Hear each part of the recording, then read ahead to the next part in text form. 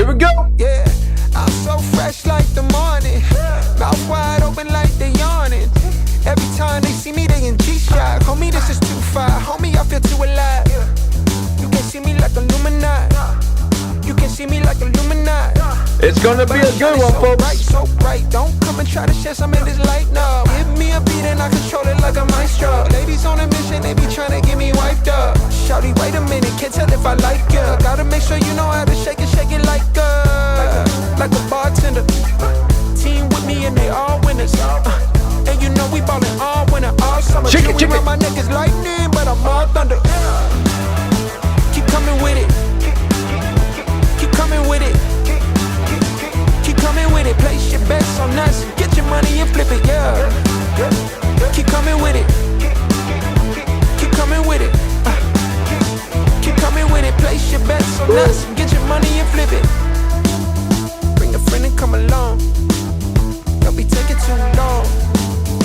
The vibe's too strong. If you don't know how to move, then we moving on. Get ready for the doozy, folks. Rhythmic feet up in this place. If you can't catch the feeling, then get out the way. I've been reeling and fish from the lake. They keep saying I'm down to earth, but I'm really out of space. All these women aliens, super foreign, so exotic. Hop in the Mercedes Benz, and I got them crushing like ice pouring the bub. It's overflowing on us. You drop it and pick it up. I think I'm falling in love, but shawty, this isn't what you probably thinking it was. It's a vibe out, cooling it for the weekend and such. You gon' find out once you come on and bring me that up. Keep coming with it. Keep coming with it. Keep coming with it. Place your bets on us. Get your money and flip it, yeah. Keep coming with it. We're doing intros, folks. Keep coming with it. Keep coming with it. Place your bets on us. Get your money and flip it. Oh boy, do we got a show for you, folks. Oh my goodness, let's just bring it right on over. We got neurologist, sex doctor, Debra Soh in the Club Random house. Oh boy, she's gonna be talking all sorts of dirty. All right, she's talking about the extinction of sex, sextinction. And look at how she spells it. It reminds me of something that. Where's that? Do we got that note? No. Oh, there's that. There's that. Sounds like clipception. Where's the? Oh, anyways, it looks like a doozy.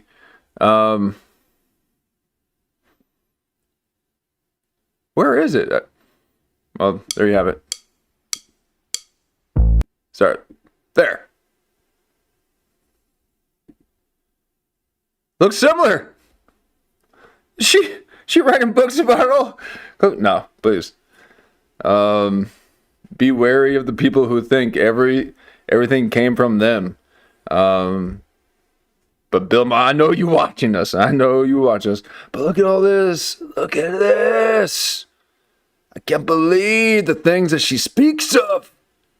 The decline of sex. I couldn't imagine. What are you, a bunch of liberals? Wanting to abort than to birth? Okay. Yikes. Yeah. You wonder why? Because you're gay. Okay? Shit. Coming up with new terms like cisgender. Just to make us feel ostracized. Well, you wonder why? Okay? The old septum theory is correct. Keep them nose piercings out of my face. Okay? Kool-Aid hair color. Bitches. Shit. Soho, tell me how it is. The decline. Talking about impacts of pornography.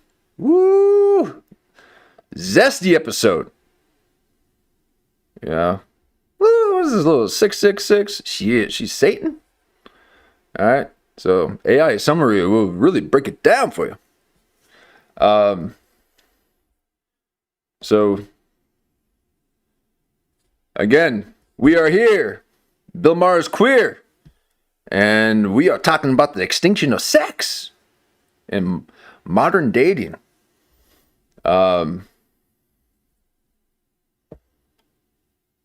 let's get started. This is gonna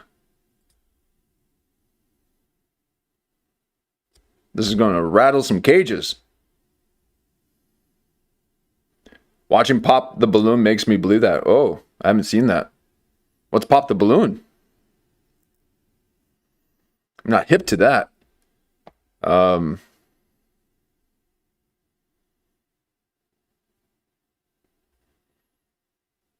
But she's got a few choice words, apparently. But here we are, Club Random. Let's get started.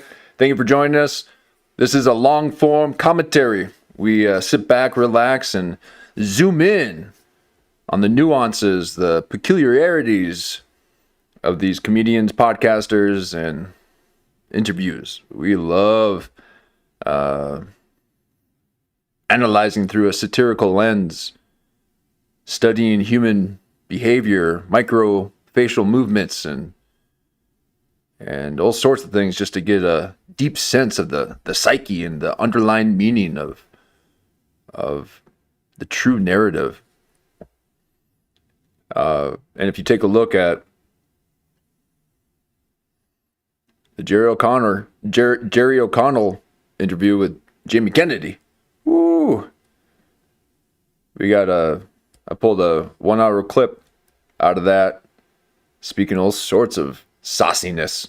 So there's people talking sex lately, and with it being Cinco de Mayo to mañana, you better party safe. Okay, I was gonna stream tomorrow, but I'm gonna get my fiesta on. Okay. All right, here we go. Thank you for joining us. Hi. Oh my goodness. All right, she's a Tell me standard. goodness about this place. How you doing? It's nice to see you. You Standing remember group. being on real time? Oh, I remember. Okay, so that's a stand and greet. All right. Now we finally get to see the walk down. All right, let's see that again. It's been a while. Okay. Hi. Oh my goodness. And there's again 3 different types of interviewees. There are the ones who sit there waiting for Bill Maher, don't even stand. They're the ones that stand up and wait for Bill Maher to come down or come up. Like,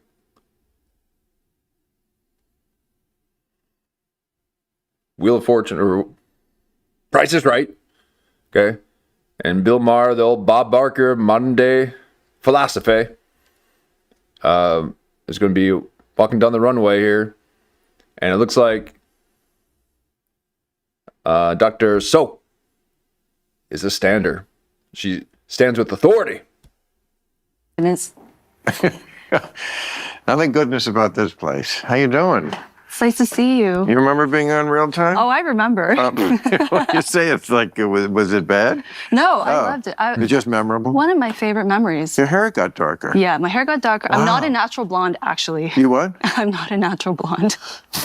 Oh, it looks like they got some new art. Got some new art. I know this was here, and of course. Wait, is that new too, or was that Bill Maher on the toilet the whole time? Let's see when he sits down if that's the picture with the guy in the toilet. And then this is new. Blood Rock. Ooh.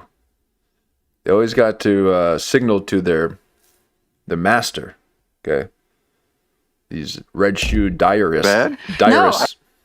Okay. Even Tim Heidecker's drinking blood.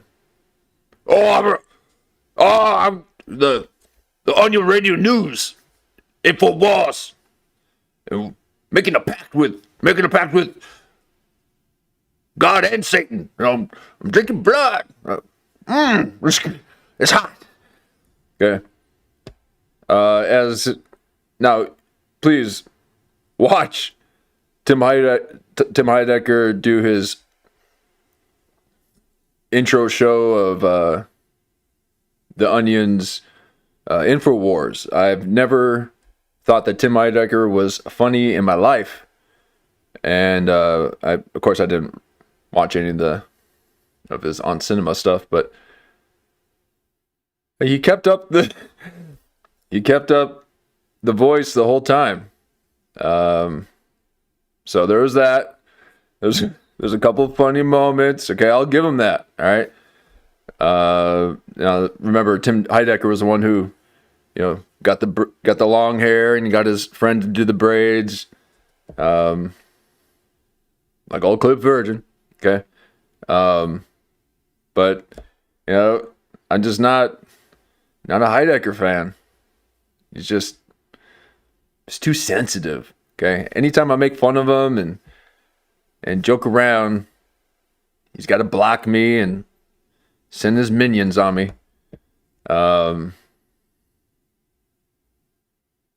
But I like it. But here we are. Little Blood Rock. I loved it. It's just memorable. One of my favorite memories. Your hair got darker. Yeah, my hair Welcome got to the darker. chat, I'm not Lulu a and natural Shai. blonde, actually. You what? I'm not a natural blonde. Okay. How dare you? But yeah. Well, Bill- sit back, Bill doesn't enjoy know- yourself. I'm excited. Bill doesn't know what to say to that end. Doesn't know what to do with someone who's who has some self-worth and knows how to position herself. She's poised. Okay, he's like, sit back and enjoy. She's like, I am sitting back. This is me relaxing. Okay, Bill Maher, do you know nothing of the culture? Okay, these are tiger mother-bred women. Okay, they got 30 lashings just for sloping their shoulders. So please, and quit having her lay back. Okay, he's trying to do what he did with Marshawn Lynch, trying to get him to lay down and just, it's like, please.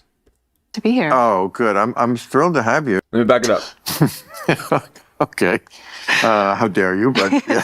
It's like, lay back. Well, sit back, enjoy yourself. I'm excited to be here. Oh, good. I'm thrilled to have you. Okay, why don't you sit back and quit staring at her? Did you, by the way, see the sex doll in the bathtub? I the did. Whitney Cummings sex doll? Yeah. Whitney Cummings sex doll. Okay, we've mentioned that a few times. Okay, because Bill Maher loves to refer to human women. Okay, he doesn't quite know that you can just say women. So when there's the operative is human, he's messing with technology and the dark ways. Okay, so that's his first thing he brings up. Now, granted, she's a sex neurologist. Okay, but he is a little bit uneasy around the women. That's why you see mostly men on his show.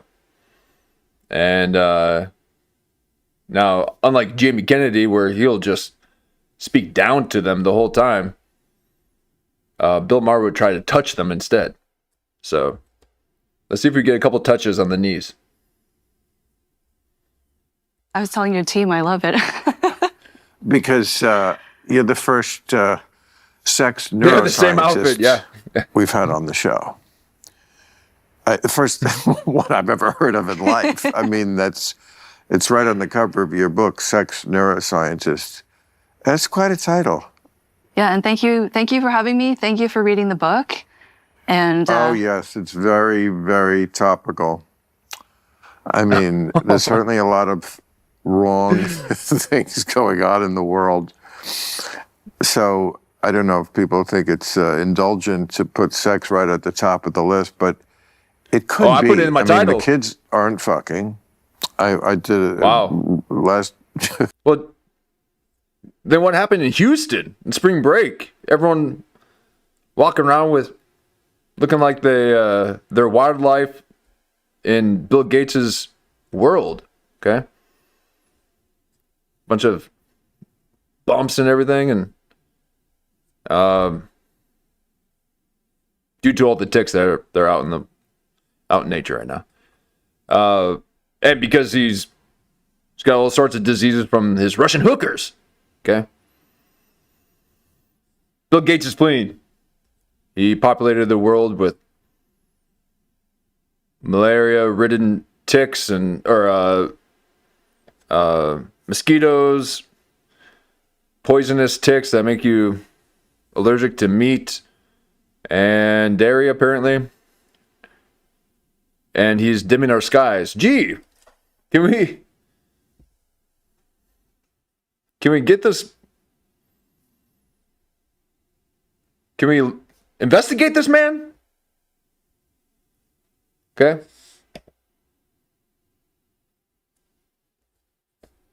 The real time with our comedy bit in the middle was about spring break, and I keep reading these articles. I said they're like the pandas. We can't get Ling Ling and Chu Chow to fuck. I never thought I'd be reading these headlines. But yeah, so Houston had this big, herpes outbreak, and I mean, it seemed like people, were bumping uglies down there. But it looks like it's on decline. Her book, Sextinction. Clipception. It might as well say Clipception. Okay? That's all it's just, see?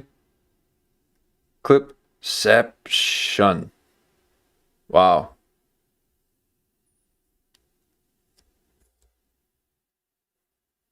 About kids aren't fucking? Yeah. But I guess that's that's really the whole thrust of your, no pun intended, of your book is, why aren't people fucking like they used to? The wild thing too is not just are people not having sex, but they take pride in it. And they're saying, like, women are saying, we don't need men, we're fine on our own. And men are saying, the sex robots are coming, we have our AI girlfriends, so we don't need women either. And so they're actually taking this like a point of pride instead of saying, there's something really wrong going on here, we need to fix this problem. Right. I mean, there is, yeah, you're right. There were certainly always times when people didn't fuck for whatever reason. I mean, if you had met me in high school or college, you'd have met, I was not well, I guess I was what they would call an incel now, because incel stands for involuntarily celibate. Right. It certainly was involuntary on my part. I didn't want to be celibate. But I look how she's towering over Bill Maher. He's like, sit, lay back, relax. Okay. I mean, she did.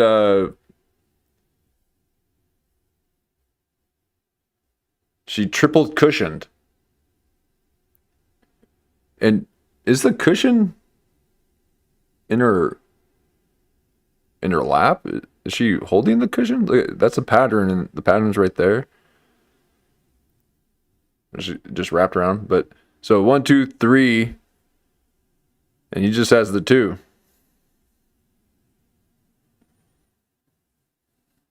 That's a power move. This is girl boss energy. And if Joe Rogan was sitting here, he'd be like, his head would be right here. didn't want to be celibate. But I certainly, maybe at the time, not so much, but I think even then, certainly not that much later, understood that the reason why I wasn't getting laid was me. Today, it seems like what goes on is this hostility, that I'm not getting laid because you're a bitch, or I'm not getting laid because you're a fucking loser. And that kind of hostility about it I think is a new dimension. Maybe you know the history. I'm sure you do better than I. I think social media is a big part of it, but what's really good about, say, your situation is that you recognize if there's something about you, or maybe that you wanted to work on things to attract the types of partners that you wanted to have. I mean, well, look at you now, right? I'm sure you have no issues at all. And whereas you look at the younger generation in particular, or I would say the men, when you come to the table with that type of animosity, women are definitely not going to want to be sleeping with you. Right. And again, with women, if you're coming in and both sexes are blaming each other, that's not going to make people want to have sex with you, have a relationship with you. And then it's also not going to make you have the insight to say, what am I doing wrong here? Instead, you're just going to keep doing the same thing. And then with social media feeding you this constant stream of content that is further polarizing the sexes, this is why I think it's gotten to the point where it is so bad. Yeah, and add to that,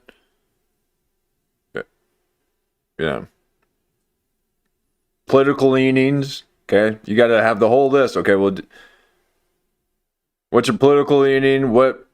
Wait, have you been? Did you get the jab or not? I'm a Jabberwocky. A bunch of these Jabberwockies walking around. No way. Okay.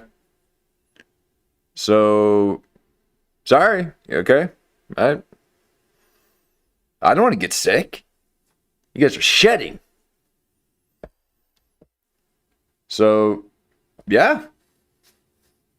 And then add to that the overabundance of tattoos everywhere, It's the sign of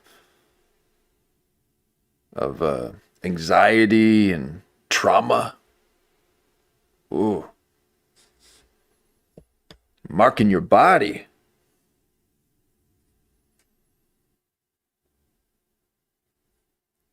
So yeah. Men have standards, okay?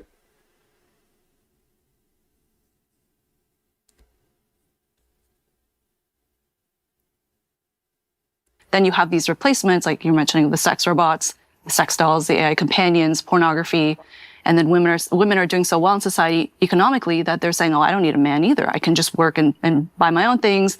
I think, that's great that women are doing so well. But another thing I talk about in the book is this issue with hypergamy and how that clashes with diversity. Diversity initiatives. Hypergamy? Yeah. It's that women tend to like to marry up. Oh, hypergamy. Mm-hmm. Yeah. I don't remember that word. That's funny. They say when you don't know a word, you go past it. Word. He's playing with his... Look at that pick. Okay, so he picks when he's being challenged, when he doesn't know a word. I've been waiting for this one. It's that women tend to like to marry up. Sorry for the zoom in. Okay, hypergamy. Mm-hmm. Oh. Yeah. Hypergamy. I don't remember that word. That's funny they say when you don't know a word. Take that again. Take that back again. So right at hypergamy is like, it's like, oh, how come I don't know that word? And I guess those legs are Bill Maher's legs.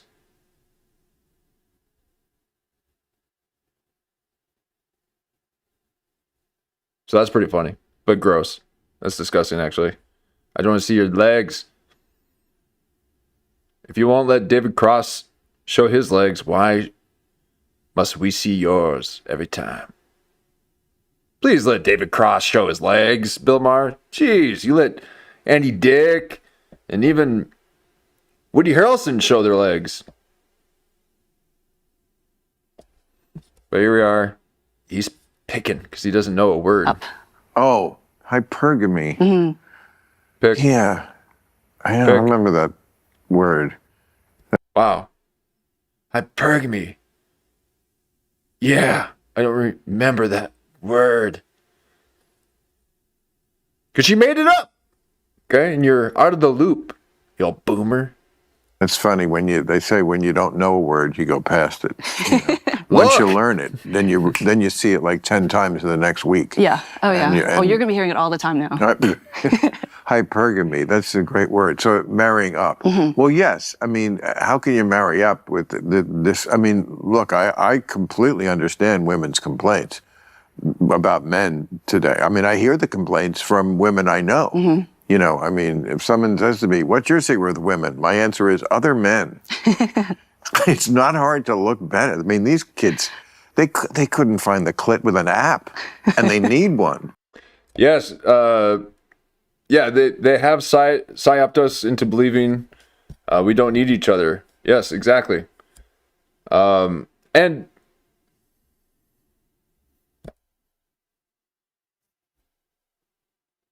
I mean, between the gays and the trans and all, I mean, it's like, it's too much, okay?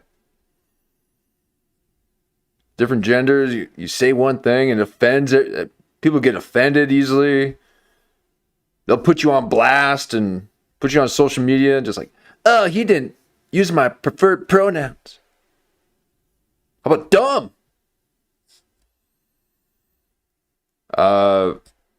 So people are just like, no thanks. Okay, not worth the headache. You know, one might think someone is flirting, and another person might think that that's sexual harassment. It depends on whether they, yeah,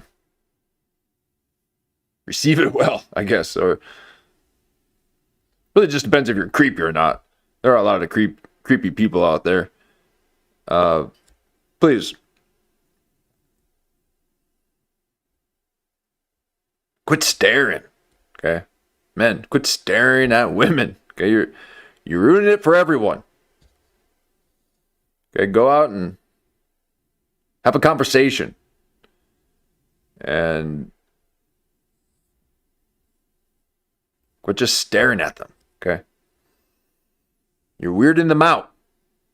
It makes it difficult for other people for all of us to talk to them. They're on edge.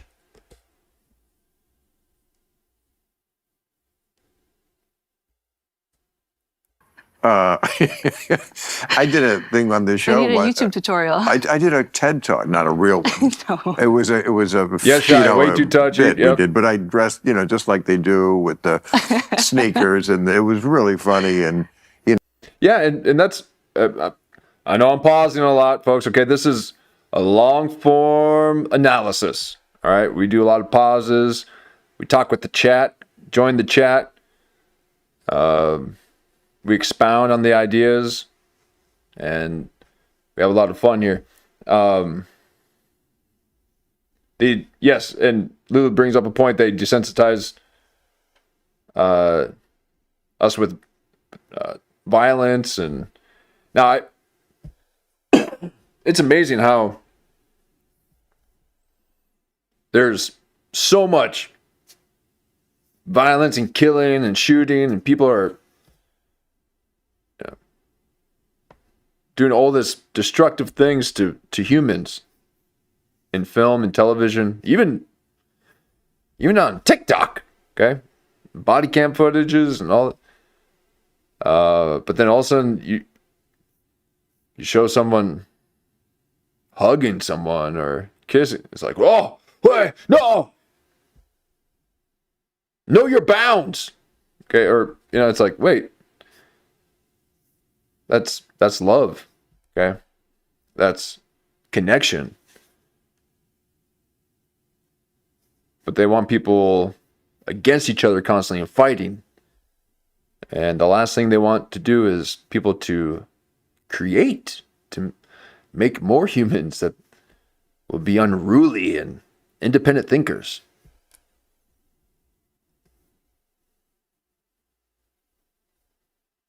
So there's been a whole thing where the glorification of violence and then demonizing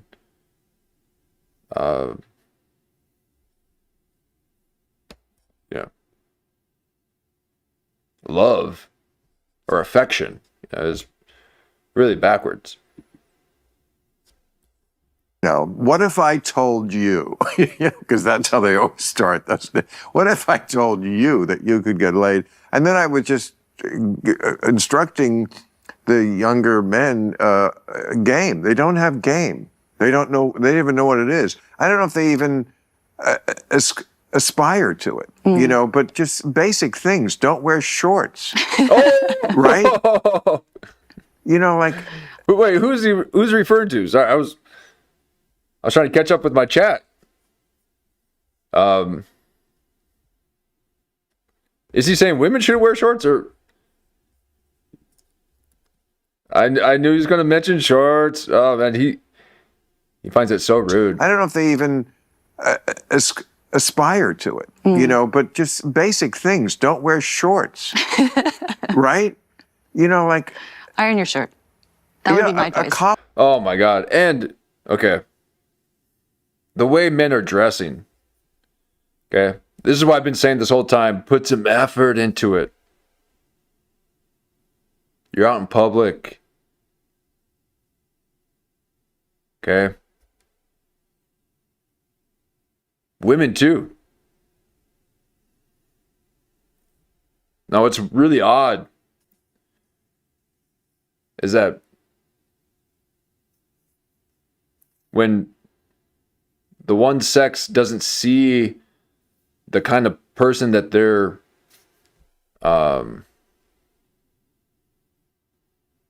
interested in, they'll start dressing like it. Okay, so you see all these women dressing up like, you know, in their Carhartts and boy slouch flares. Okay, wearing their boyfriend's shorts and all this. So they're looking for someone that dresses like that. But all the men are feminized. With the apple bottom jeans, boots with the fur, Okay, they dress all sorts of crazy. Okay.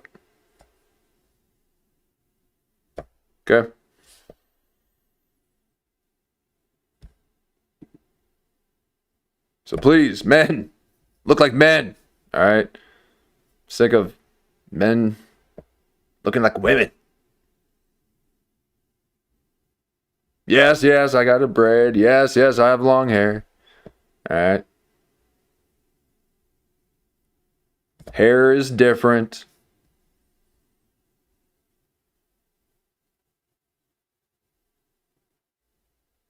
I'm talking, yeah.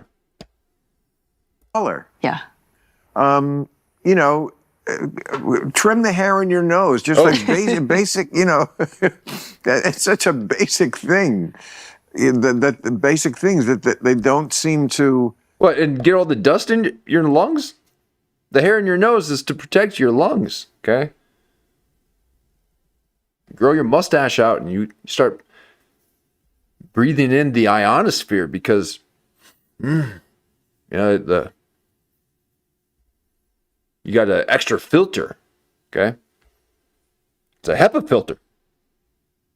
Underneath your nose, you'll never know what that is, okay? You couldn't grow one if you tried. Okay, but instead they want us to be exposed, okay? Be naked, shaving, shave the head, looking like a slave.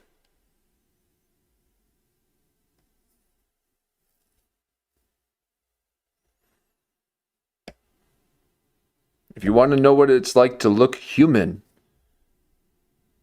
shave your head and then grow it out. You do have to shave your head, okay? You got to shave your head, grow it out. It's rough for about a few months. Give it a year, okay? And then that 2.5, 3 year, woo, that's a good year. And then 4 is okay. Anything over 5, you gotta start braiding. It's just too, you can't wear it down. It looks, you're a full wizard. Okay. So you gotta remain warrior. Allow the wizard to internalize your wizard, externalize your warrior. think they need to do. They think they can be this slovenly person, and that I don't know what is what's that term when guys like purposely kind of are mean to girls? Oh, negging. What is it? Negging. It's when they insult a woman with the belief, this is like red pill ideas, where the men think that if they insult women, that the women are going to like them more. Well, I don't know where they got that word, but I'm not going near it. Okay. I know the world I live in, Debrah. Okay, I can say it for you. Every time you want me to say it, you It's not just even point at bad, me. but I've seen people go after worse or better or whatever. Go after shit. I don't need trouble. What? I got Trump up my ass again this week. I don't need Here we go. more beef. Well, I was going to say part of that I do believe is porn, and the fact that Gen Z in particular, so Gen Z is roughly age 31 and younger, 31 Right. to 13, they were exposed to porn at such a young age, and everything they know about sex is from watching online pornography, which is very different today from, say, back in the day in magazines or even online porn that is not so extreme like what we see today. And so when you have that, and that is how you learn about women, say, or some women are learning about, or girls are learning about boys that way. So they think, well, I can have an orgasm. I don't have to go through the process of talking to someone, approaching strangers, especially post Me Too. They don't have to, like you said, trim their nose hair or look decent or have social skills. And it's a very, it could be a replacement for sex, and that you're still getting that gratification. Trust me, no one knows better than I do from my formative years when I was too shy and lame to get with a girl. It is a substitute for sex. Thank God it exists, masturbation, or else I would have just exploded. I mean, during my most horny years, that's all I was doing, was masturbating. The whole time at Cornell.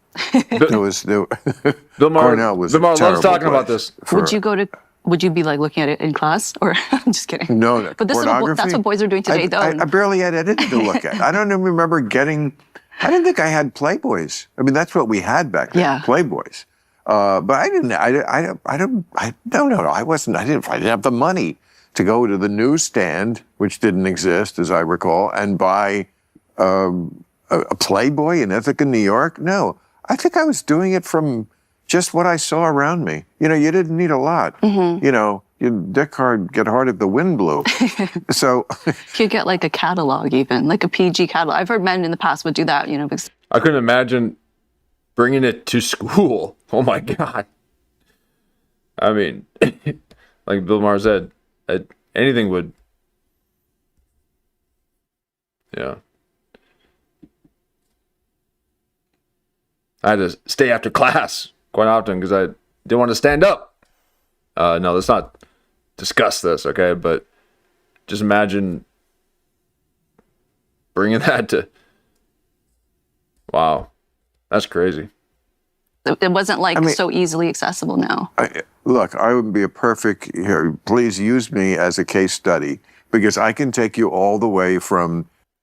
Okay, so use Bill Maher as a case study. Okay, well, what can I do now? Why should we go home? We're here. We're queer. Okay. The late 60s, when that's all we had was Playboys, and Playboys barely showed. I mean, they were starting to show. I mean, they're certainly in the 50s. That's before my time, or early 60s.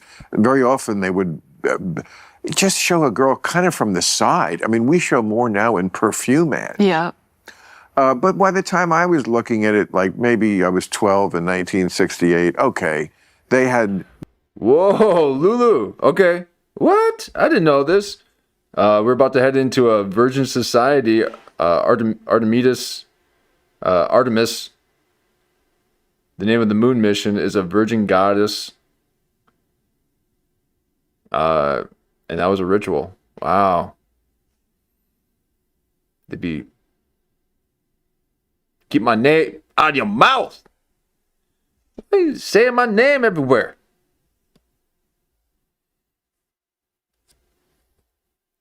I mean, not you, Lou. I mean, society. All clip virgin. It's in the name. Okay, we don't watch clips.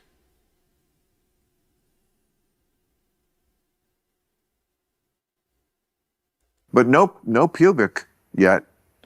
You half went through this in the early 70s. He had to make this decision. Oh, she was the sister Apollo. You know, okay. It was mostly advertiser driven. It's a magazine in this. Yeah, we need, now I know this is a little off topic here, but Christopher Nolan is doing Odyssey. And I was going to say, we need a good, like, Greek epic. Okay. I need to know about Apollo and his sister.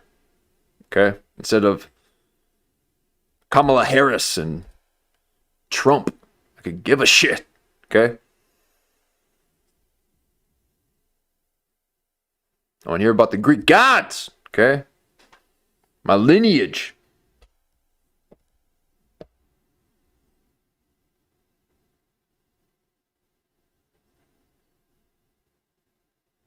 They're messing it up. Oh, in the movie. Oh, well, I mean, let's just say I was a bit shocked to see Matt Damon play Odysseus. He was just harassing Christopher Nolan for years. Can I get in the movie yet or not? Come on, it's been a while. Fine.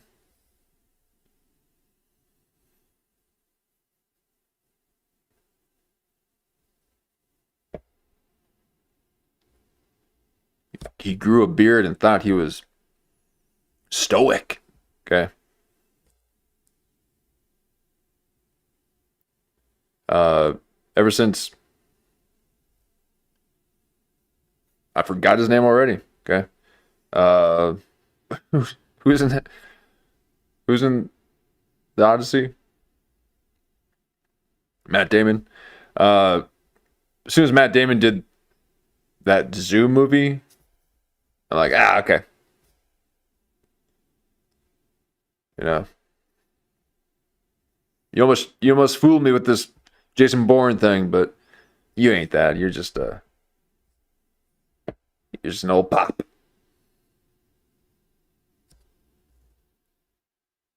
'70s. He was going to lose the American car accounts. Ford and Chrysler were not going to advertise the Skylark in a place that showed pubic hair. There are just some things American industry will not stand for. Standards. But eventually he had to give in because he was being challenged by Penthouse, which had no qualms about that. But I would go back to, when I was first looking at it, it was just somebody stole, a neighbor kid stole from their father, and we looked at it in the woods, and we buried it. Really, like fucking badgers or something. We buried, then we'd dig them up, and they'd be all wet from the rain. But we would see, and the littlest thing that we saw, and that's to all the way to now, which, like any... Yeah, as a kid, it was the garage attics. That's where all the stashes. We had, Playboys that we would find. You'd find them. Just be outside, walking on the trails, and just what? A magazine would just be left there. Like, oh my God. Or a older sibling of one of our friends, take it and go up to the garage attic. Real hot and stuffy up there. You're like, smelling like sex up there. But then we would have like the ninja stars. Play darts with the ninja stars and looking at the dirty magazines. No, I've never seen one in my life.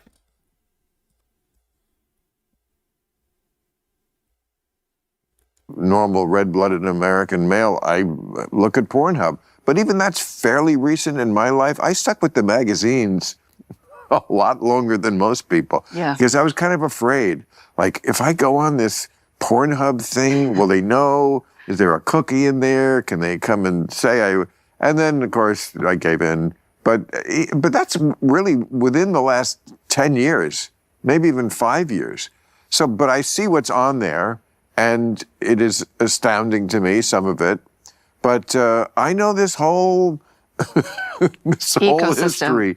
Yeah. So you can ask away at anything. I'll tell you the difference between now and then. Yeah. Well, I should say, We don't need that. Just have her promote her book and talk. We're not trying to listen to old Grandpa Maher. Oh, back in my day, the bush was so thick. Okay. They had to wear dresses, it would be too poofy. They'd be wearing them Lululemon pants. Not Lulu. The pants, okay? The ones with the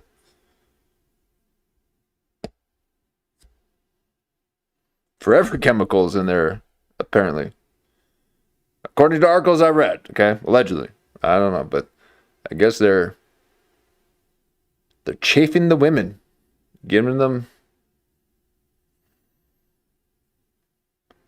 a little something extra. Okay, that's scary. And sometimes I feel like I would like to know who's designing men's underwear. Okay? I mean, seriously. Is a man actually designing men's underwear lately? It's all, you got to make sure it's in the right position, and it's either too big or too tight. You're just like, oh, wait, what? Like, okay, and you just like, who's coming up with this?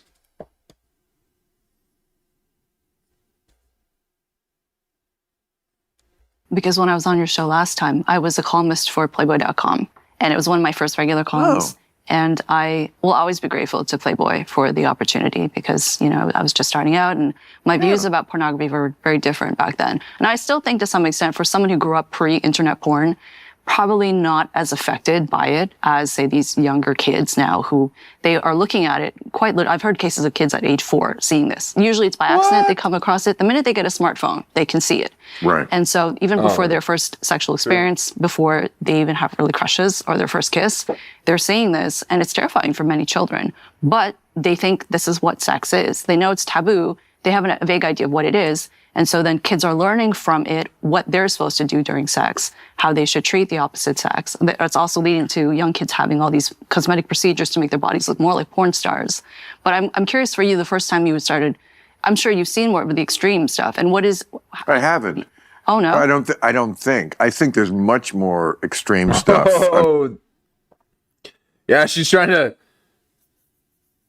He was real quick on that. Like, I haven't. No. Hey, hold on. No, I haven't seen that. She might be a honeypot.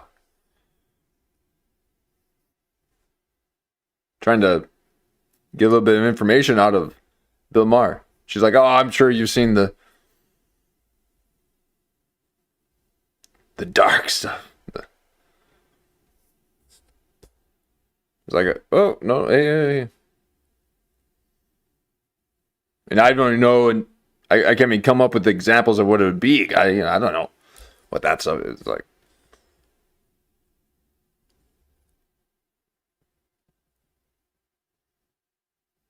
Can you just hug? Why has it got to be so, like, what's happening?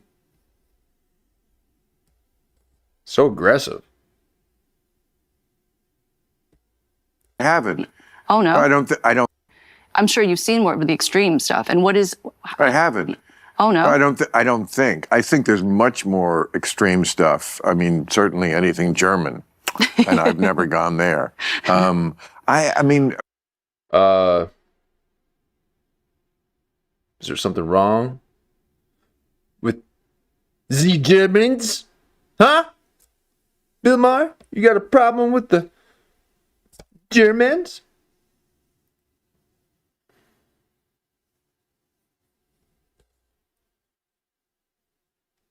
Best watch yourself, Bill. Okay? These Germans, they're very, very, very sneaky, very cunning. Tread lightly, Bill. Tread lightly. We'll get the anti-German defamation league on you. And again, I think this is because I started at such an innocent place. I mean, you mentioned Playboy. In the same breath as pornography, I guess, yes, technically it is, and certainly in its day, it was the tip of the spear. But it's so excuse the different. term of porn. Oh, okay. So underwear is not meant to be worn continuously, and get Hanes or Fruit of the Loom cotton, and that's coming from a clothing lady. Okay.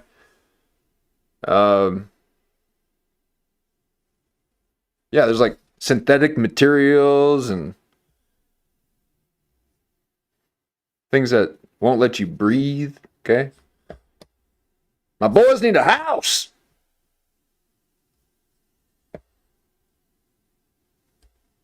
Pornography.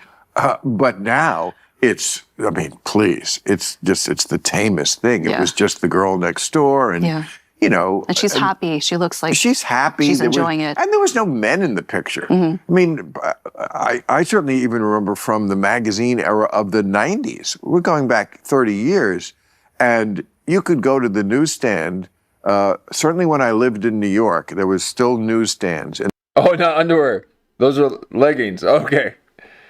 I'm like, I guess we don't wear underwear the time. Like, yeah, I just don't wear it continuously. I'm like, yeah, change it out. All right, so the leggings. So there's Hanes or Fruit of the Loom leggings, cotton leggings. That sounds like underwear brands to me. Okay, if you're wearing Lululemon alternatives, that's Fruit of the Loom.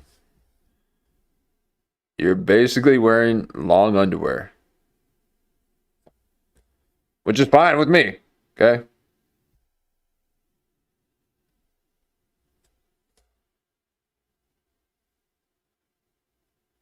I mean, you got Muslims taking over New York, wanting everyone to be in burqa bags. They're trying to tell us how we need to live in our own country. Okay? We like to show the skin. Okay? There's a reason why you guys don't.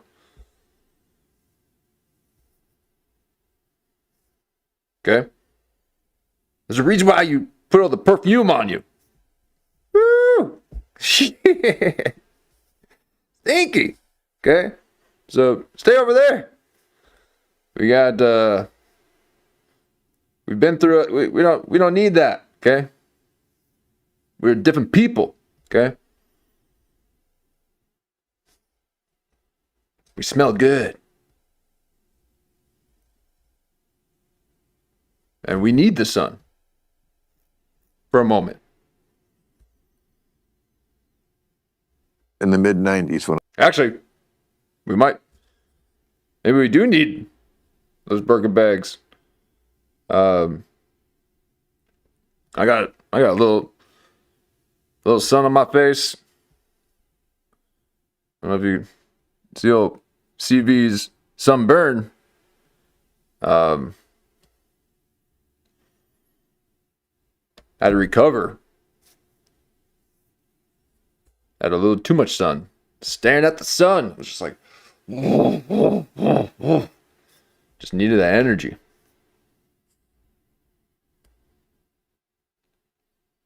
Okay, but do you think I was covered? No.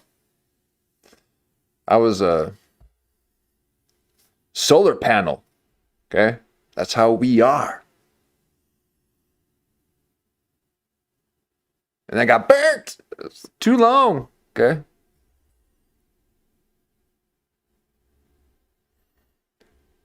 So all these Muslims can stay covered and smell your own waft while you're at it, okay? While we sunbathe and smell like strawberries. Yeah, vitamin D. That's why all their hoochies smell. They got no vitamin D. You stink.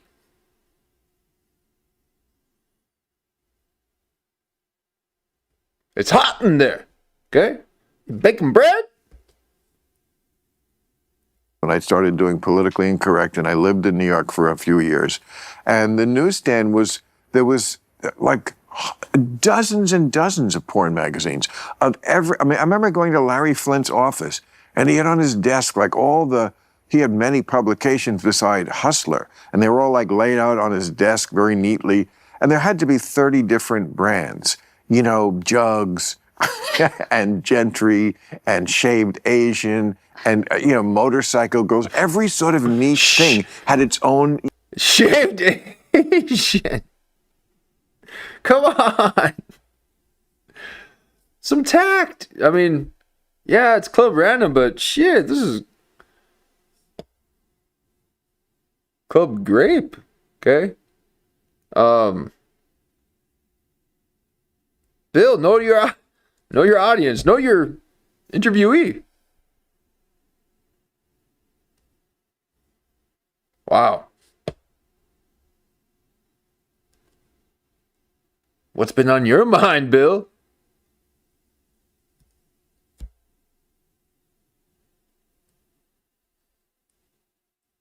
I mean, we had a bra comment in the chat, and I was like, "Woo, shit, don't be saying that." Okay, he's all saying shaved Asians. Okay, shit. Didn't realize that was a niche. Okay.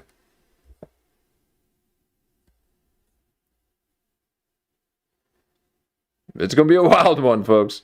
Yeah, had its own magazine. And so, like, you could go to the newsstand almost every night and buy another stroke book, you know. And but it was, and even then in the 90s, they started to put dicks in ads. I think they just had a photographer on the set of porn movies, and they got the stills, and that became. But I mean, it was. You know, but it was still a picture, you know. Yeah. And let her talk sometimes. You could only get so disgusting or rapey or you know, shaved Asian abusive. Talk? But the videos, I mean, I've said it for years as someone who is a known libertine. I don't think porn is benign at all. I mean, I am totally with you on this because I see. And again, I don't think I've gone near the frontier of it. My stuff is very vanilla, but first of all, I see what's, and I guess it must be like anything, an algorithm where they feed you what you like. And they know what I like. I just like hot chicks. You know, I don't want to see them abused. In fact, I don't want to see the guy in it at all. Very often it's just a girl acting sexy for the first 5 minutes. And then the guy comes in. Once he comes in, I'm out. Like, you know. Do we need to play it again? I mean, it seems like he's really, you know, he's really wanting to drive in the point here, okay? Okay? Huh? Yeah. I don't need the guy in there. No I'm the guy. penises for Bill. I'm the guy. Who is this guy with my girl? The more men, the merrier, is what I say. See, Bill Maher's anti-men. Okay, he's part of the problem. Okay, he's why women don't like men, because he doesn't like men.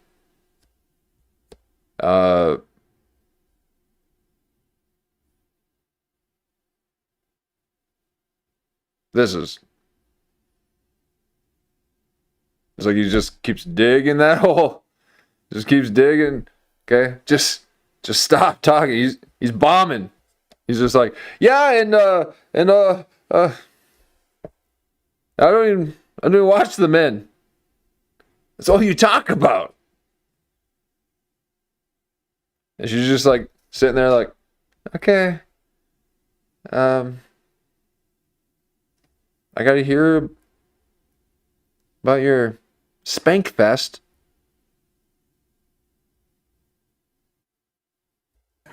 I hope she's psychoanalyzing him as we are. Okay, she's just, and that's why she's just like, oh boy, just sitting there like, oh, this is what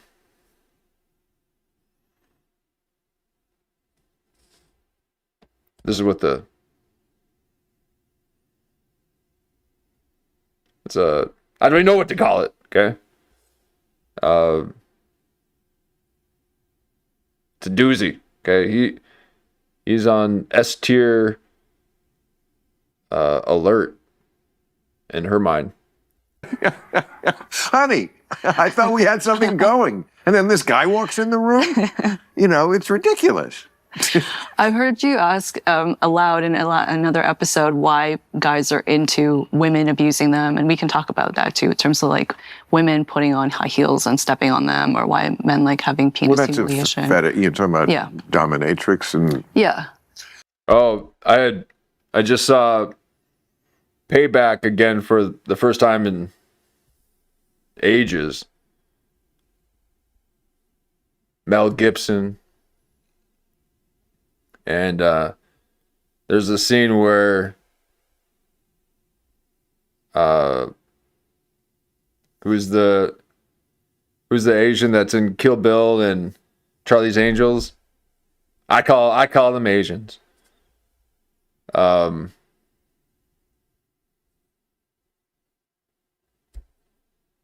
Is it Lou? What is it? Anyway, she's in it, kicking ass as Lucy Liu. Yeah, I'm like, it can't be Lou. I'm saying Lulu too many times. So Lucy Liu, and she's in it, playing a dominatrix hooker, and beats the shit out of one of the guys, and doing all. I'm like, well, that's how she got those other roles. But the point was she was wearing heels and stepped on the guy's face, like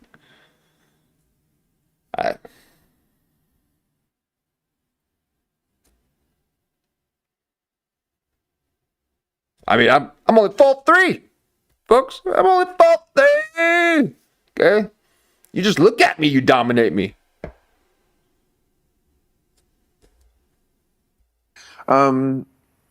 Well, I certainly can't relate. It's sexual masochism. So it's people who like being humiliated, No, I mean, there's things about being 70 that aren't great, but like, one of the greatest things is we're not fucking nuts. We really aren't. We grew up in a great time. We're lucky. My head is screwed on straight.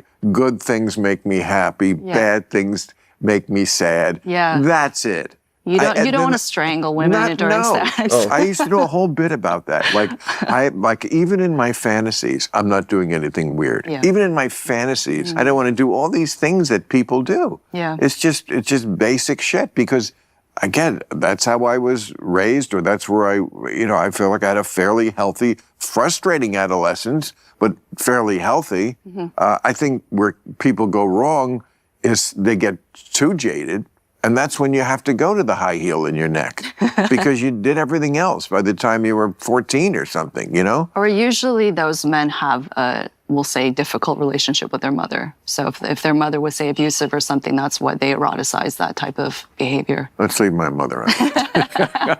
Right. Allow the doctor to speak, please. Okay? Can we have She's on your show. I don't want to hear your opinions of Bill Maher, of what you think. Of what you think, okay? No, we enjoy Bill Maher as much as one can. Okay, I do like the show. I do like the show. But please, you have an expert. You have a sexpert on your show right now. Okay, so let her psychoanalyze you, because you are messed up, man. You are messed up. You got a Jewish mother and a Catholic father. Oh, you're wanting the unification of the most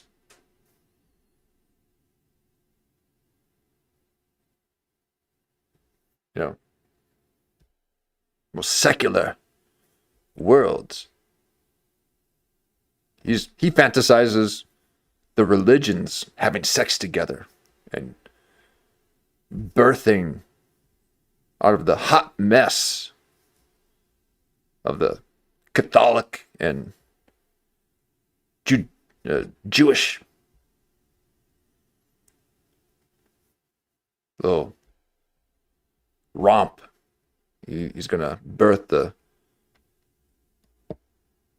marology. Okay, he's thinking of his own religion.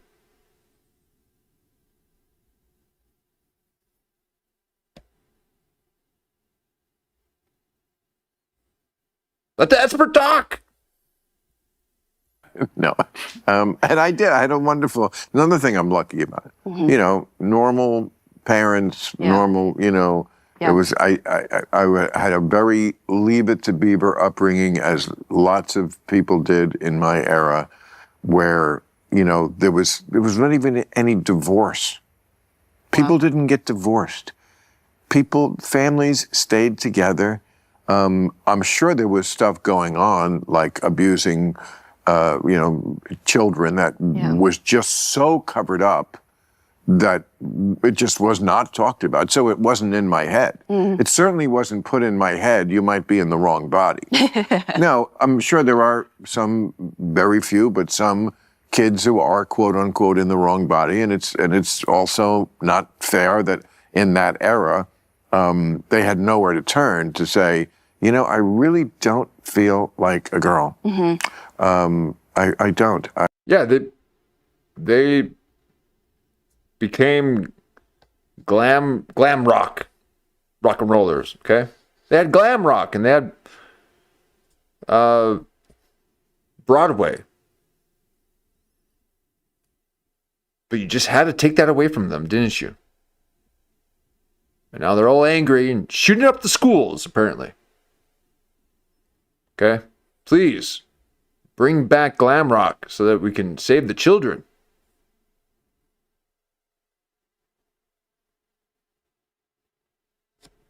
I want to grow a mustache. What? But in general, I think you agree with me. We've gone way too far. Way past way too far. Right, way past way too far in constantly putting it into kids' heads. Again, what I would teach kids is... I was just talking earlier about him with the mustache. It never happened. There is a default setting for humans. But if you're not in that default setting, that doesn't make you bad or worse.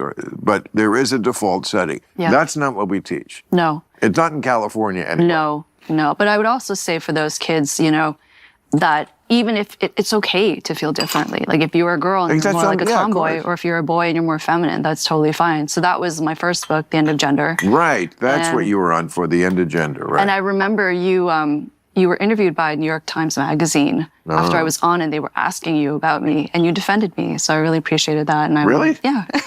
They were going after you? You didn't throw me under the bus. No, I wouldn't. Why were they going after you?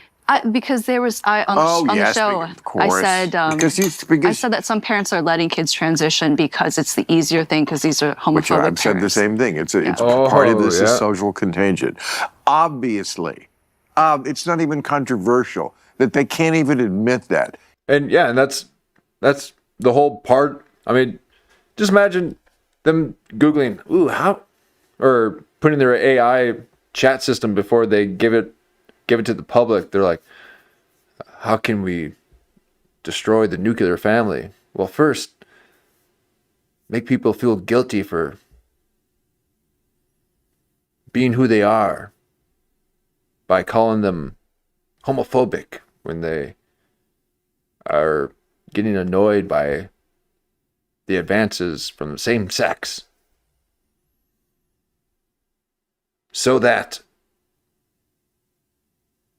when their children wears their mother's high heels, they push them into it. But anyway, yeah. So parents are transitioning their kids because they're homophobic? Oh my God. Or they don't want to be labeled homophobic?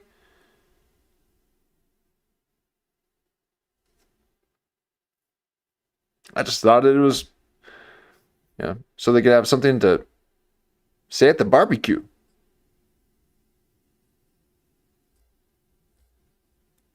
Yes, part of it is, I could admit that it's a real thing. Not that you have to make me admit it. That's just life. It goes back to ancient times. They called them hermaphrodites or, there's variation. Not everything is the default setting. Just most stuff. And some stuff like pregnant men just belongs in Ripley's Believe It or Not. It's just like, if you saw that in Ripley's. Well, because they're biologically women, so it's not even really like a thing. It's just like, this is a woman who's taking testosterone, but they turn it into a thing. Yes.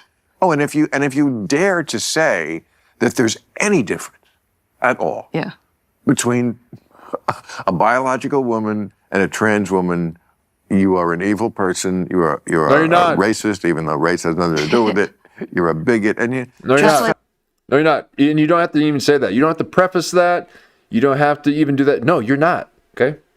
So it's just certain people think that. And it's the same people that are transitioning their children. It's the same people that think that Kamala Harris, the same people that have Kamala Harris signs in their yard still. Okay? They're crazy. So no, that's not the case. Okay? Just because somebody thinks that doesn't mean that it is. Okay? So they should be allowed in our locker rooms and our bathrooms. Yes. Should not. I'm kidding. Yeah, no. What? Yeah. Right. I mean, it is amazing to me the way the far left morons just work their way back to positions that are actually hurting the people they pretend that they're championing. Mm-hmm. Women used to be one of their big causes. Yeah. Title IX was one of their big achievements. And then it was like, Title IX, women should have an equal thing in sports, and we're going to throw the man in the pool. Yeah. It's just, they just are thinking, at least out here, not what their big thing is. I'm glad to see it being turned around, though. I do think like the most unhinged of the trans activists are going to continue doing their thing till the end of time. I think no matter how much the public is saying, we're done, you guys need to stop this, they're going to keep going because they're so personally invested. And I think they also have a lot of shame about their own transition or their own, because for very many of them, it's a sexual thing. So their desire to transition to female if they're born male is because they find it erotic to have a woman's body or the idea of having a woman's body. And they and two, that it's Stockholm syndrome, right? So it's like, and any kind of cult where you're having to do physical harm to yourself, you're going to buy into that ideology more and more because it not only are you being identified by it, but you're mutilating your body, okay? And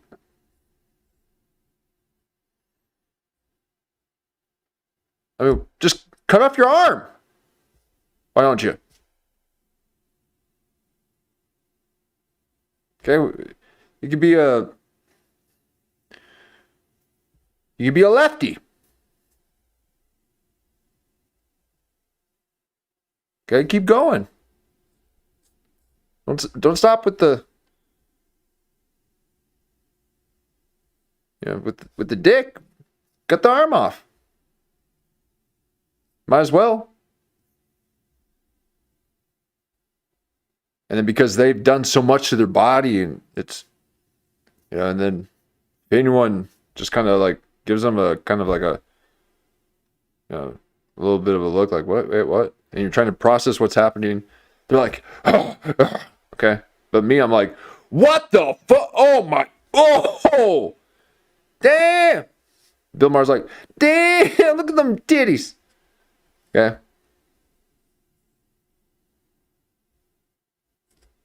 Okay, maybe we need to be more encouraging. Next time I see a man with a big old pair of tits, I should be like, woo, shit, look at them titties. Oh man, you know, like a old construction worker, the New York high rise, like, oh, and be like, oh, jeez.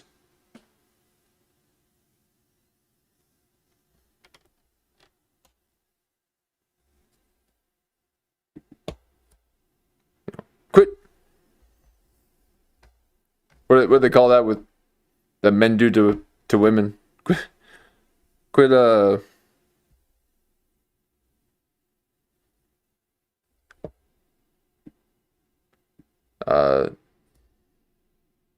objectify. Yeah. It's like, I thought you want objectification. Look what you're doing to your body. You objectified yourself.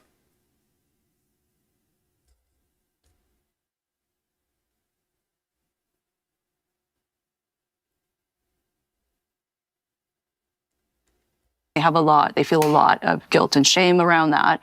So that's why they're pushing this on the public to say, you all have to affirm me, quote, affirm me as a woman to make me feel more legitimate about my own feelings. And this is why they're putting it on the kids. And I think also for many parents who have transitioned their children, they need everybody to go along with it because they want their child to have the best possible life. So I feel for these kids, obviously, you know, they're being misled. And it's not their fault, especially with social media. No, that's another part of it. I mean, just come on, guys. That's what I think bugs me the most about it. And you're talking to someone who's never had kids and doesn't even like them. So why I'm deputized to be the one to defend them just shows how far off this has gotten the trail. But you were one of the first liberals to like have the guts to call it out. Absolutely, because I love the truth. And I don't, believe me, I welcome their hatred. The people who are just out there. I mean, first of all, they all left a long time ago, but to use children as cannon fodder in this culture war, them kids, that to me is a little low. Even the mafia doesn't bring in the family. Yeah, there are boundaries there. There should be some boundaries. And now they're sending them out protesting, having them march down the streets. It's almost like they want a catastrophe to happen. Okay, why are you marching children down the streets when there's been so many instances with these psychos mowing people over with their vehicles?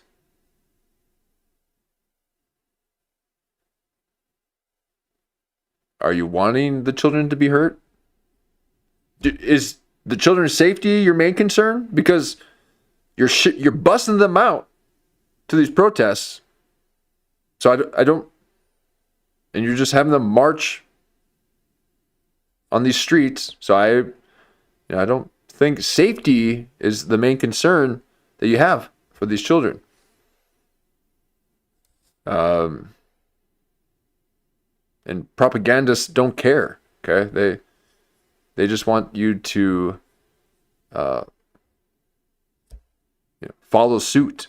Okay, say the party line. So all these schools, they're big old propaganda machine.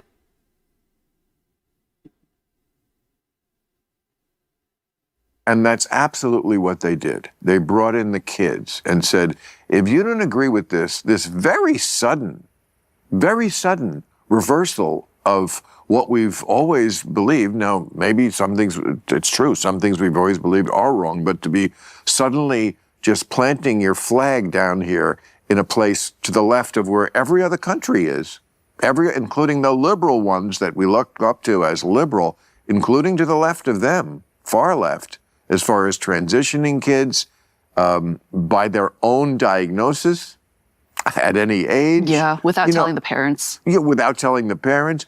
This is far out stuff. And to sort of plant your flag and say, like, yes, this is extremely new and extremely radical. And also, if you don't go along, you're crazy and wrong. And it's like, wait a second, this is new stuff. I'm not crazy or wrong to say, slow down. And that's what every other country did. They just said, whoa, you know what? This might not look good in the future. Maybe we should slow it down a little bit. Yeah. Well, also, I mean, the fact that parents don't get a say, they're transitioning the kids. Even if the parents do find out, they will take the kids away and put them in sanctuary states if they want to leave, right? That to me is the most terrifying thing. If you have a child and you don't even get to have the final say in terms of the medical interventions they're undergoing. So I'm hoping all of that stuff is finally going to be done with. Well, I'm glad I didn't throw you under the bus. I wasn't expecting you to. You will find none of my friends under that bus. A couple of my enemies. Maybe, but no. But I like Bill getting friendly. Okay. Thinking of that little niche corner of the Pornhub. The shaved Asians, as he says. Okay. Take it easy, Bill. Okay. But I do predict. And we don't like to predict. Okay.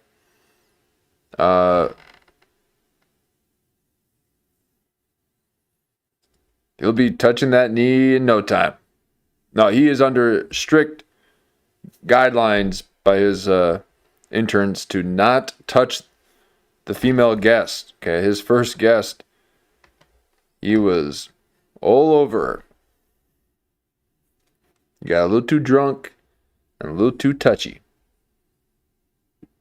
And since then, he's had a put a little kibosh on the old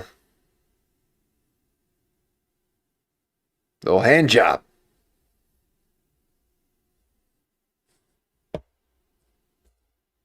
So, don't be touching her knee, Bill. You'll probably try to.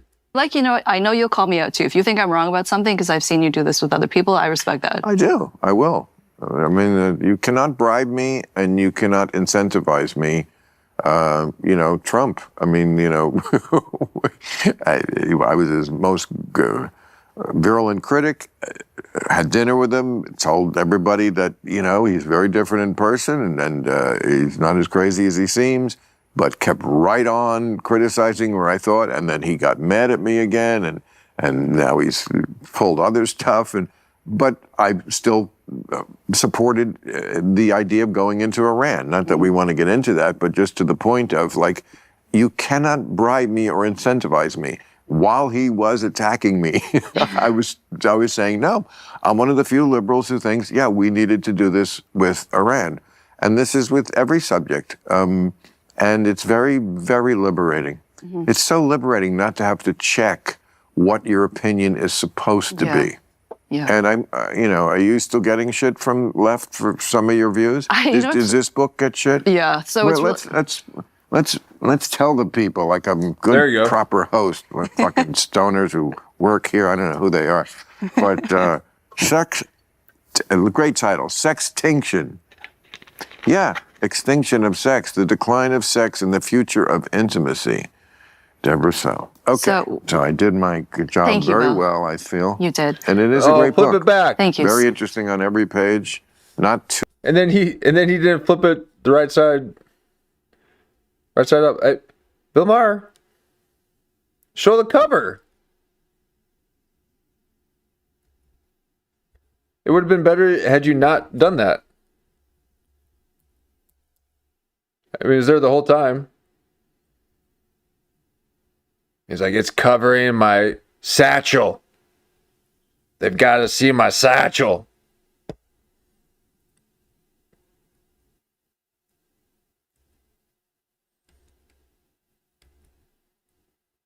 Come on, you're just gonna leave it like that? Oh, and look at, she's like,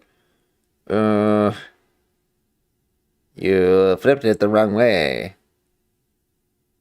I want my cover to show.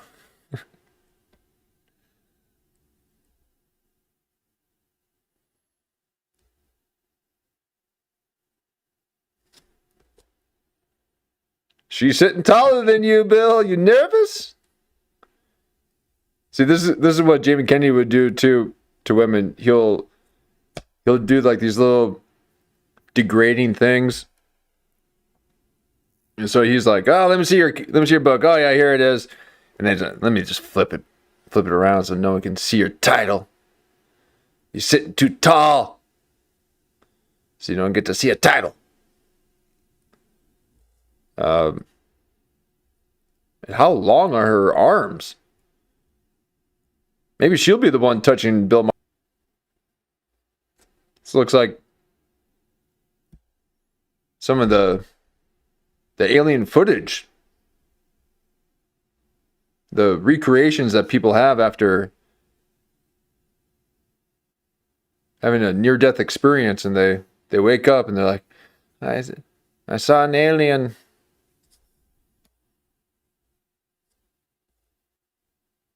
They have like long ass arms like that. I feel. You did. And it is a great book. Thank you. Very interesting on every page.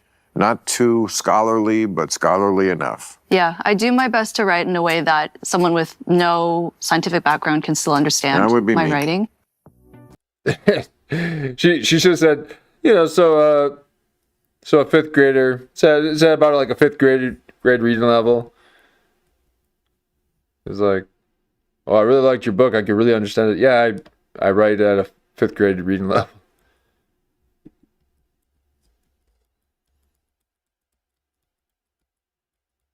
I like a good pop culture nonfiction, something that you read and you'll never read again.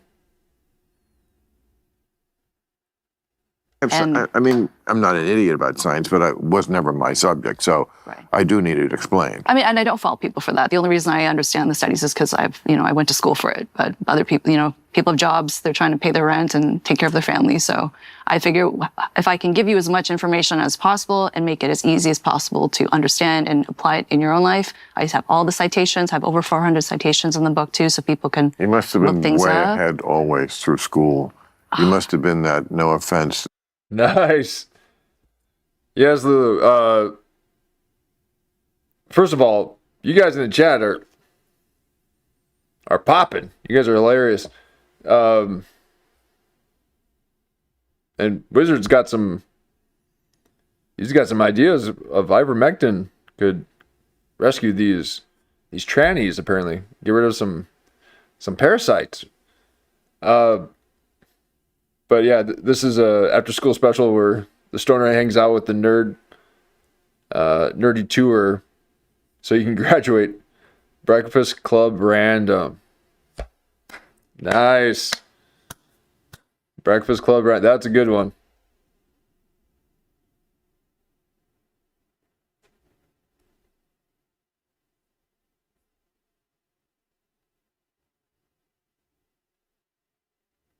Yeah.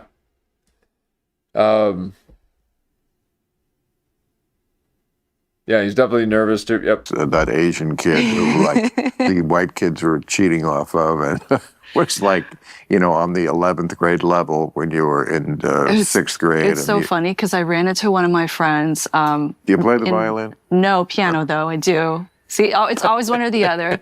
Not a physician though, I'm a neuroscientist, so we were close. But one of my childhood friends, I ran into him actually at a gay bar like years in my 20s. And Did you see Jerry O'Connell?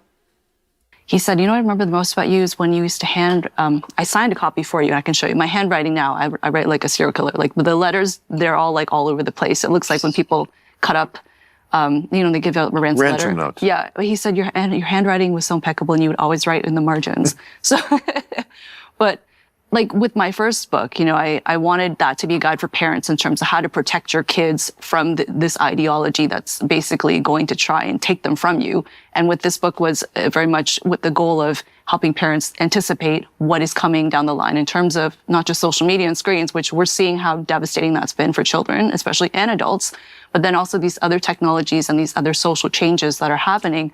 Because I don't think, one, I don't want to see society go through the same thing that we've gone through with social media, which is that it seemed benign at first.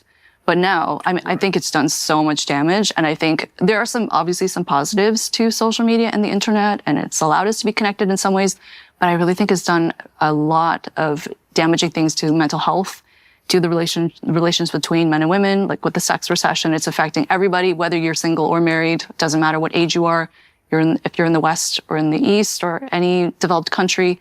And then also I wanted anyone, regardless of whether they're married or single, to be able to take something away from the book as well. So I wrote it from that perspective of, I think this is something that's going to affect everybody. Even if you don't want to date and you are perfectly happy with your sexlessness, there are still other things going on beneath the surface that are going to affect people. And hormonally too, because I know you're a big health freak like I am, and things like endocrine disruptors and toxins. I mean, drinking and smoking pot, so I mean, she's bringing it back. But you said you were in a gay bar. Yeah. Is that where you hang out? Are you gay? No, I'm not gay. When I was younger, all my friends were gay men. bar. I used to work in the makeup industry. That's why all my friends were gay men. But no, I'm straight. Okay. Yeah, I don't understand the Yeah, he is wondering. He's like, wait, do you go there often? Which one have you gone to? You didn't go to the Red Room last week, did you? Okay. Oh, sure. Okay. I mean, are you gay? He doesn't want to be spotted. masturbation thing with the boys, because, like, yes, it was always a great backup plan, but I never didn't understand to this very day that sex is better. It seems like that's a big change also, that they've transitioned to this moment where it's not the backup plan, it's the plan. Yeah. And maybe that's because if you've never had sex, maybe you don't know that it's better. And I mean, where does that line lead to on the historical chart? Well, I think we'll start with where it comes from. I think, again, like the early exposure to pornography, but then also Gen Z in particular has such a high rate of anxiety. So basically, like all of Gen Z has an anxiety disorder. Over half of Gen Z has a mental health diagnosis, and of them, 90% have anxiety. So if you Half of Gen Z has a mental disorder? Oh, yeah. I can't wait to be telling that to the baristas. Be like, just give me the coffee, you mental patient. Shit. Let's hear. 1, 2. One of you is mentally ill. Okay?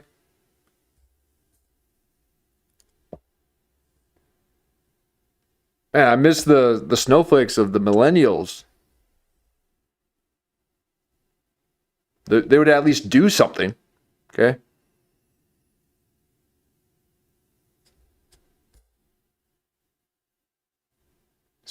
Gen Z just sitting on their phones. Get the Gen Z stare.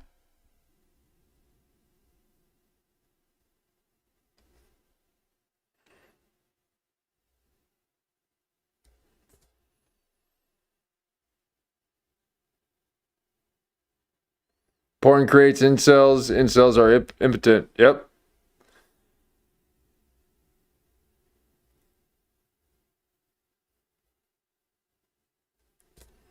That's some wizardology right there.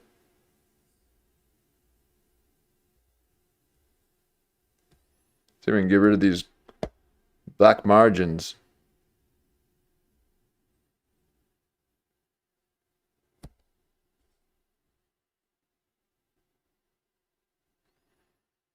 Wizard saying that Ted Bundy in his last interview said that everyone he met in prison that was like him were porn addicts. Woohoo! And that was before high-speed internet porn. Damn.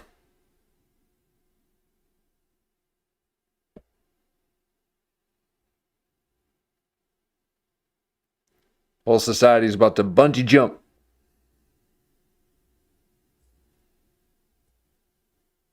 You are super self-conscious. You don't have a lot of confidence, especially if what you're seeing online or in real life, your experiences with the opposite sex aren't positive. And you, especially for boys, they're terrified of being Me Too'd, having their lives destroyed if they approach the wrong woman, or having a woman get really angry and disgusted with you. And, you know, just to make you feel badly about having the guts to go and talk to someone. They're going to say, okay, well, why am I going to bother doing this?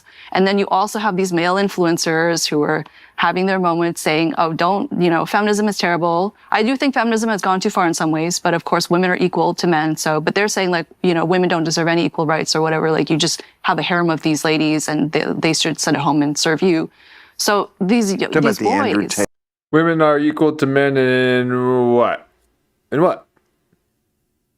In what?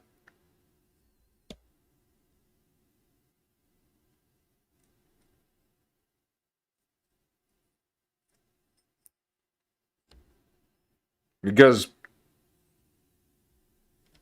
the women I know, they're smarter than men. Okay? They're not equal to men. They are smarter. We dumb. Okay? We fight wars. Okay? We don't think of the future. We daydream. We walk on rafters as we remodel skyscrapers. Okay?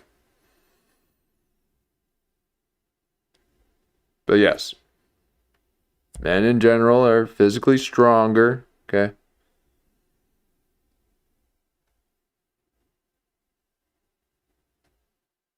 Not me. I'm only 4'3". I'm just a wee lad.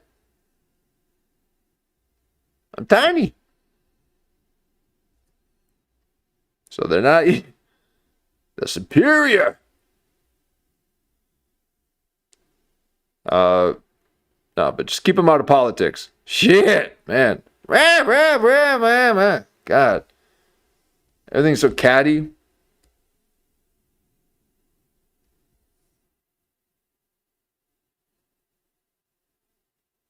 Vindictive. There's no camaraderie.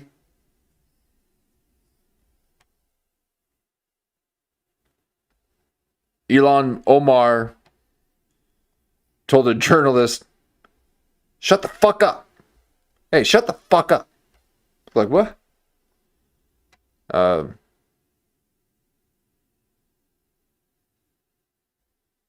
Is that on the record? I mean, what? I'm asking you a question.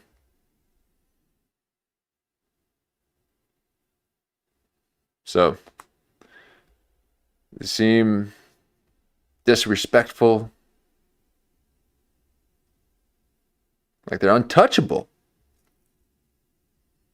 Okay, men don't have that. Okay, you lip off to another man and you might get smacked. Okay, you know, there's always the, okay, can this guy take me? Can I take him? You know, you talk accordingly. There's always a sense of danger. But women, these early generations, now the late generation, yeah, it was rough for them, okay? But now they're getting a little too spoiled, okay? A little too spoiled. You haven't had any resistance. Okay, and when you haven't had any resistance, then there's no growth in you, and you talk like a child. Okay, a failure to launch.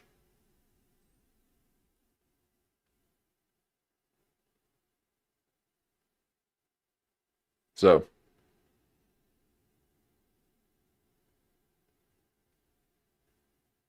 I can't hear them talk all the time. They're just, Says, oh my God. Okay, go talk somewhere else. Okay, I don't need you on my TV talking all the time. Okay, just sit there and look good. Shit. Okay, of course the loudest ones are,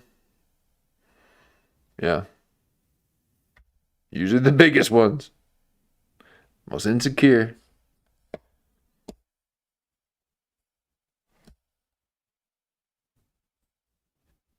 Okay, man, let's take the world back. Okay,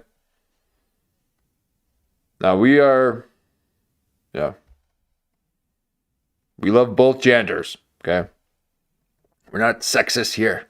Okay, but there's a bit of an imbalance when it comes to this outright war against the patriarchy, the thing that has established democracy. And yes, behind every powerful man was an even powerful woman. Okay.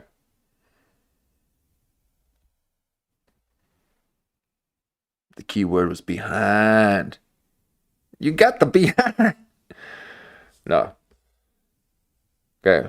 Have your time. Let's see the kind of world you get. You've seen those survival shows where it's like the whole, it's all women on one team, all men on the other team, and they're dropped off random places in the wilderness, and then they got to survive, and it's just complete chaos, and the women are like, wait, I think didn't we just go around?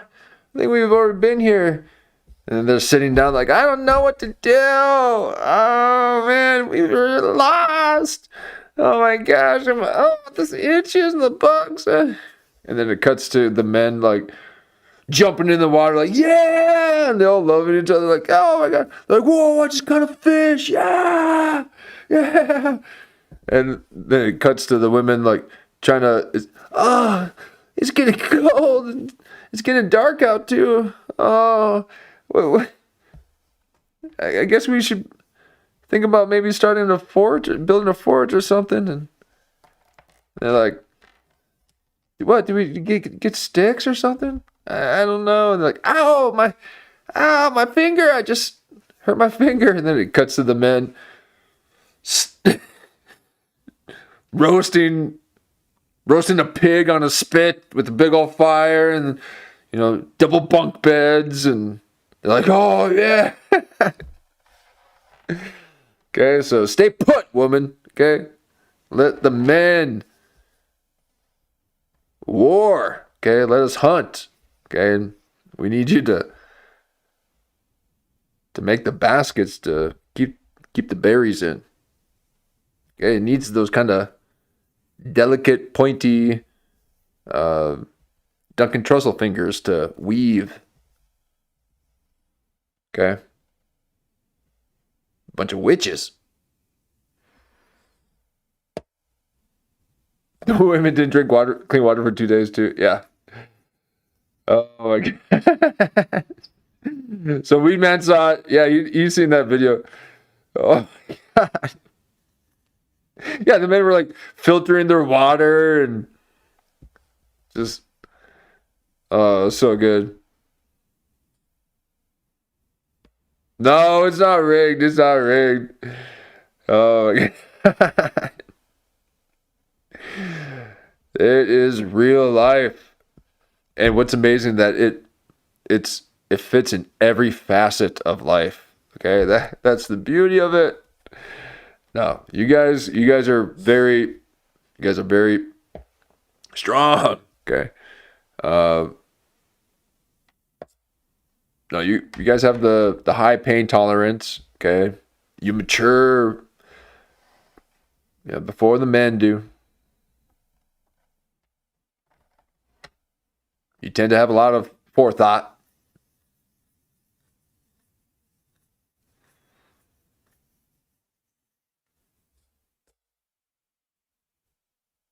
But you're weak. You're weak. Oh man, please. The matriarchy is dead. It never started. Okay? You think You think that we're just gonna let you take over? No, we're just going to see what you do. Okay, let's see what you do, and then we're just gonna move you to the side and be like, okay, that's enough. All right, you've messed this up enough. So sorry, that's just no. We are.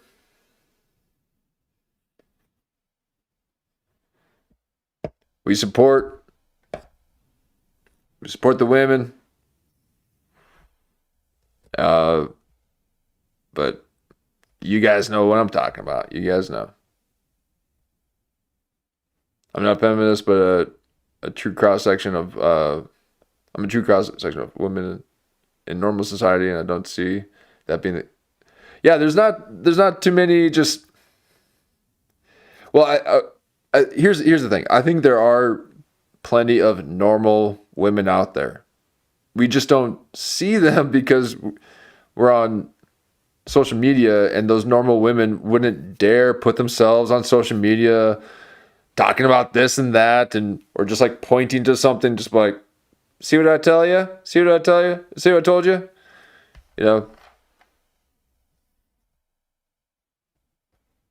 Or doing strange dances and stuff. Okay, they're busy taking care of their families and businesses and stuff.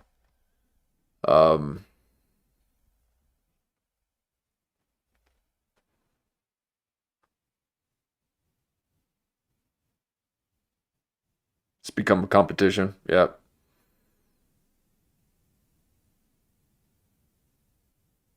Yeah, and there's a lot. It seems like there's a lot of insecure men out there too. You see these couples, and the man is like just, and what do they call that? Where just a bitch. Okay, he is. Okay, yeah, whatever you like. Yeah, here, let me get that for you. Oh, sure. Okay. The women just got them wrapped around their finger. It's because she's making all the money.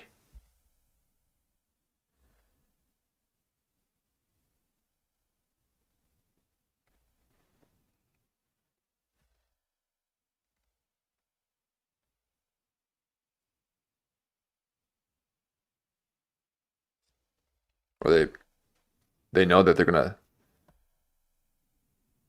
talk about him behind his back later on, so he's got to be real nice. Like, yeah, honey, whatever you like. Sure, yeah, you can go camping with your friends again. I'll be home and watching the 4 kids.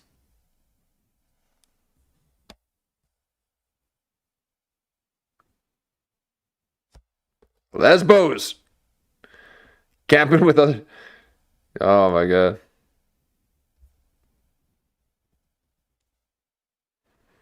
If camping wasn't such a survival thing, I swear you're gay. If you go camping with another man, you go camping with another woman, you're gay. Okay? I can imagine camping with another man.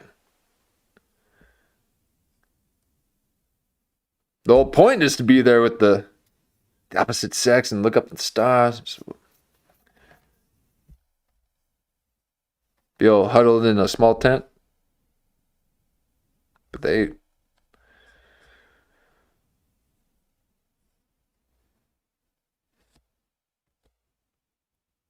Hate.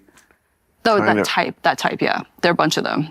What do they call it? Manosphere? Manosphere, yeah. Right. Okay. But, I mean, so they're putting out the idea that guys should have a harem because it's not easy to get a harem. What's funny too is that it's not funny actually, but they draw on evolutionary psychology and biology to justify their ideas. Like, so basically, like, men like lots of sex with lots of women, so they should be able to sleep with as many women as they want, whereas women, their sexual chastity is the most important thing. So women, you as a man can sleep with as many women as you want, but your woman needs to be a virgin, and she just needs to pop out babies for you. And so that I think is adding also to this dynamic, because if you have young boys who are taking this, internalizing this ideology, and say they don't have a father or a strong male role model in their life, they think this is what healthy masculinity is. And if you have feminism and the education system telling them that men are toxic and men are bad, and they say, well, I'm a boy, I don't want to be bad, so I'm going to listen to anyone who's telling me that masculinity is good, even if it is such an extreme interpretation of it. And so then what you see is when they are dating, they're going to treat their female partners a certain way. The women are going to say, I don't like this, right? And understandably, I think feminism has done something to young women too, which has made them hate men. So in terms of the feedback to sextinction, I was not expecting this at all, because trans activists are a whole other level of lunacy. I was not expecting that type of backlash from both men and women. So I feel like I did a pretty fair job in terms of calling out both sexes and saying when they're being ridiculous in the book and saying, you guys are taking this too far, or you're going this too far in this direction. You're always doing the right thing when you're getting it from both sides. And that goes for sex too. Oh, God, I knew he was going to say that. Well, I mean, that is one thing, apropos to this discussion, that I think cannot be emphasized enough, and maybe cannot be understood ever by a woman just the way we can't understand you fully. But the difference between how much we are okay with many partners, and that is just not what your biology leads you to. And that, I mean, that is, I guess, the danger of pornography. Now, maybe if I say, look me in the eye and tell me, is it unhealthy for me to look at pornography at all? Even though what I look at is fairly benign, fairly vanilla, it is still the idea that there is, this inexhaustible supply of attractive women acting extremely sexy, and no real life could live up to that. Yeah. I mean, but I wouldn't trade my real life for that. Yeah. I understand that. I mean, for me, I feel like I can live side by side with that, let's call it a hobby, and my reality. But maybe you would, I've also read people who say, no, you should give up porn altogether, because as long as you have that idea in your head that this exists, this harem of hot women who are just there to please you, and that's what, I mean, porn girls, they're just like hookers. They're trying to make you come, That's their sole purpose. That's their sole purpose, and they're good at it. Yeah, they're stealing your loosh, okay? Your chi, your energy. Try to do a 15-hour stream after you do all that. You can't. You're looking like Joe Rogan before he has Andrew Huberman on, okay? All worn out in the face, just all exhausted because he's all beating his meat in the bathroom before he did the interview. Okay? Got no energy, you're tired, cranky. So it's just draining all your energy. They want to have you docile, just being all fog, like, what? Okay, whatever. Yeah, old gooner.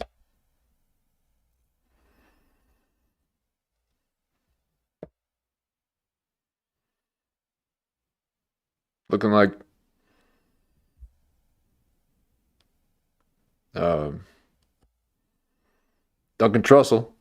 Oh!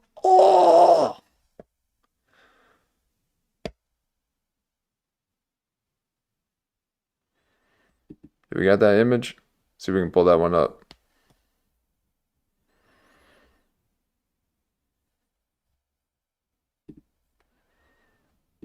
Don't show that to Bill Maher. Let's look for Trussell here.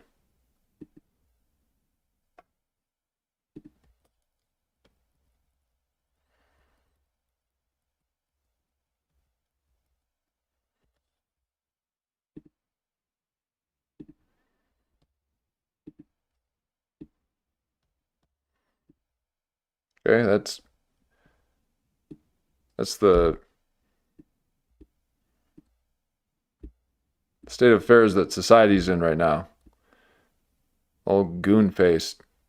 Just see if I can have you see his hands here. You guys, let's see his.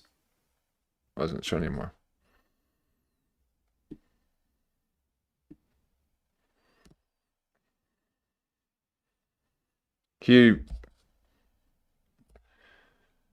Duncan's never had an ounce of loosh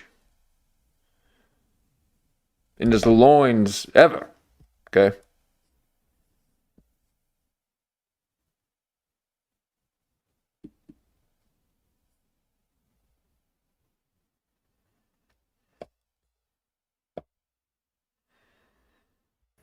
And it would be impossible for any woman or literally any group of women to live up to that.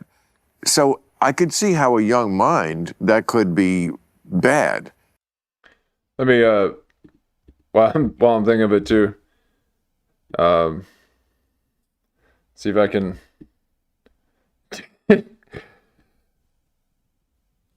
transitioning, folks.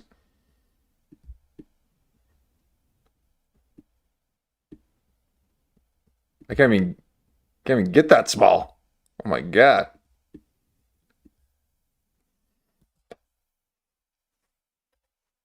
How do you do that? How do you look so big but yet look so small? Oh, there you go. Got it. All right, hold on. There it is.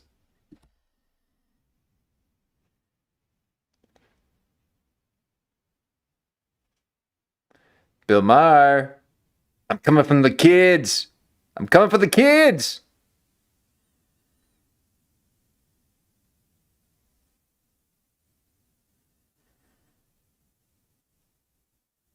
CV's transitioned. The braid wasn't enough.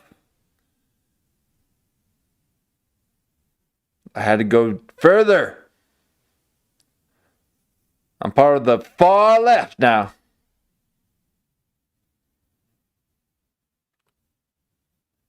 Say what? What'd you say about me?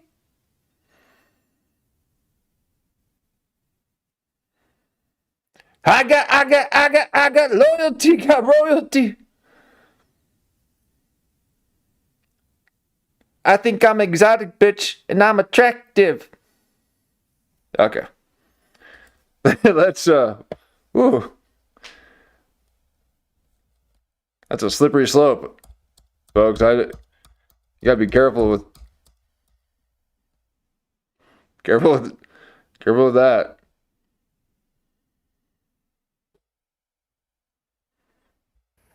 Now, maybe you tell me it's also bad for me. I feel like I can live with that dichotomy, but maybe I'm wrong.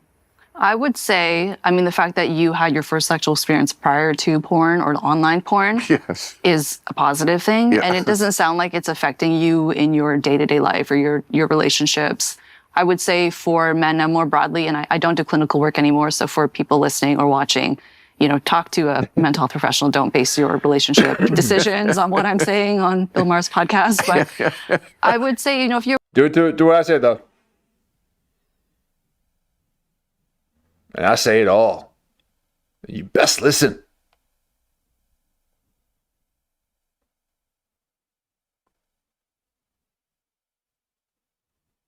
You can't handle my truth.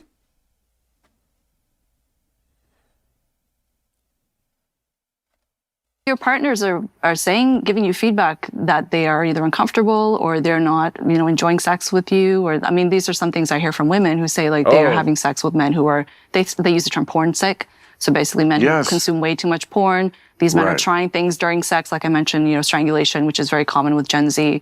Or quit strangling people, folks. Doing abusive things like spitting on them, calling them names. And women are like, what are you doing? That's awful.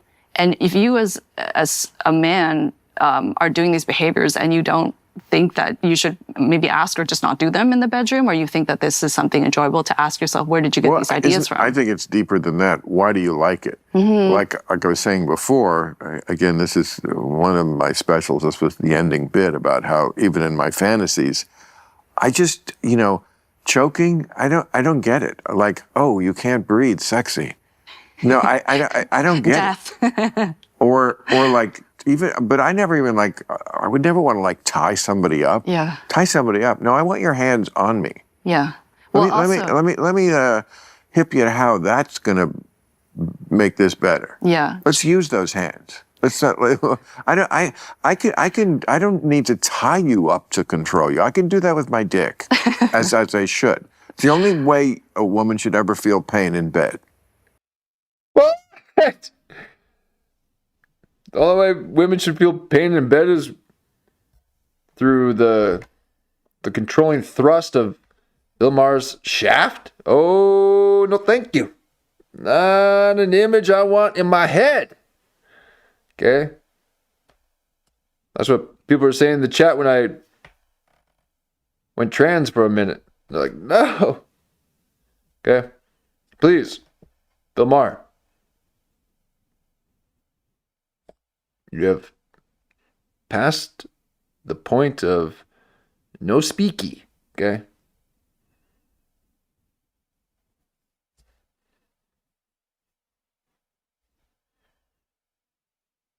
Thou shalt not speak about your shaft.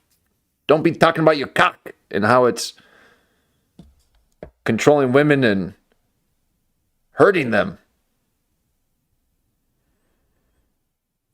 Again, Bill Maher is like, he needs to have the woman who wrote how to speak to women. Okay, have that author on.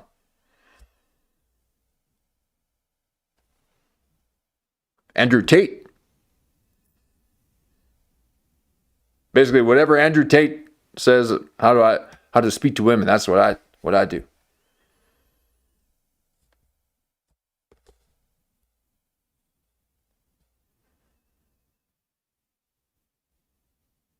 Yeah, Bill Maher's just trying to get the women out of here so that it's just the men, huh? A little sausage fest. Oh, for someone who sure don't like the Germans, you sure like the sausage. Oh. Like the bratwurst, huh? You like the German sausage? Bill Maher? And not a terrible pain. Yeah. Just, oh, baby, it hurts so good. Yeah. Sometimes love don't feel like it should. Well, I talk in Sextinction about how, for people who genuinely do enjoy being abused during sex or abusing their partner, usually that stems from some form of abuse in childhood, in that it's unresolved trauma that they're living through or going back to because they're trying to either make sense of what happened or to feel like this terrible thing that happened to them was not so bad. But in terms of, say, choking, I mean, it is potentially fatal. And people like it because when you cut off the airflow to the brain, you get a high, right? Because you have brain cells dying. That's what it is. And even if you don't pass out necessarily, like that's not good for your brain. There are actually studies showing that there's choking during sex can lead to inflammation of the brain, which is associated with mental health issues down the road. And just to give your audience an idea of how common this is. So among female university students, let me get these statistics right. So half of them have had an experience of being choked during sex. A third of them were choked the last time they had sex. And a third of them have been choked more than 5 times during sex, versus that's only 7% of university men. So this is very much more like men doing this to women. Of course. So many men will say, women want it, but I think they're just doing that from porn. What that is what it's not what women want. What women want is the guy they want to like them. Yeah. They do things because, they're young and they want this guy to be into them. Trust me, I've heard this many times, women saying, I'm into girls. And I always say, no, you're not. No, you're not. You're just saying that because you think I want to Yeah. hear that. Yeah. Because if they're with a guy who says, I'm prove not it. into that. Yeah. If a guy says, I'm not into that, then they're like, okay, I'm not into it. You know? Right. And the choking thing, you know, yes, okay, I guess there could be real serious physical problems down the road. Well, what about the psychology of the man who likes to tickle? Okay? Like the tickle. Okay, ooh, they're real messed up. Just completely kill the buzz and just be like, I got you. Tickle your little armpits. Yeah, there are. And this choking thing, I mean, there's other things you can do. Like tickle. Okay? All this harm, all this grape culture. I can't say the word. But that's just a massive psyop to try to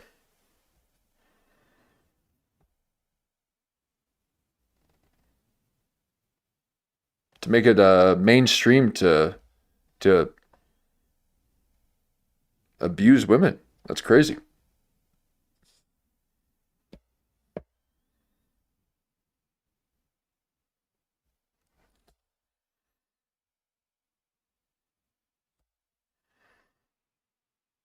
With balloons. Is that balloon popping reference?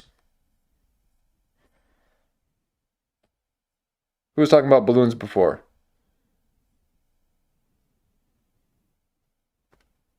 Is there some kind of balloon reference? I take a balloon, like rub it on my head and just look like okay, I'm ready. All charged up.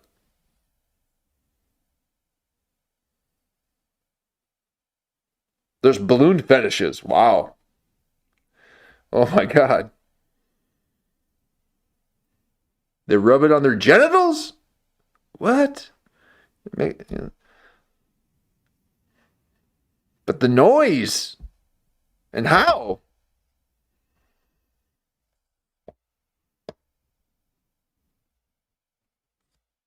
You're going to pop it. Prickly little hairs. You're going to startle me and then I'll be too scared to perform.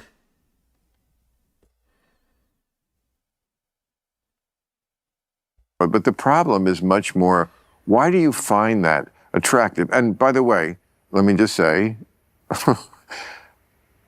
choking is different. Putting hands on someone's neck is not choking them. The neck is a very erogenous zone. I mean, oh my God. And yeah, that's those vacuum sealed bags. Oh my God.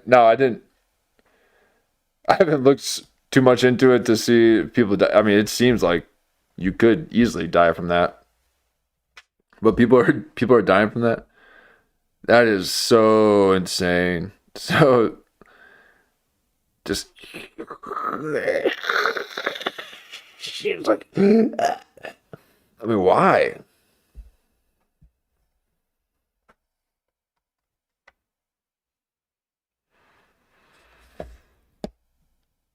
Very strange.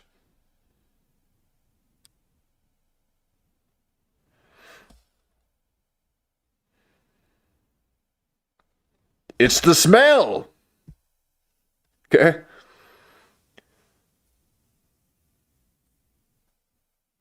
Yeah, like Agent Smith, just sick of humans. Just they're what is with them? Seriously, bunch of brainwashed freaks roaming around my streets, sucking themselves up in vacuum bags just because they never felt the embrace of a woman.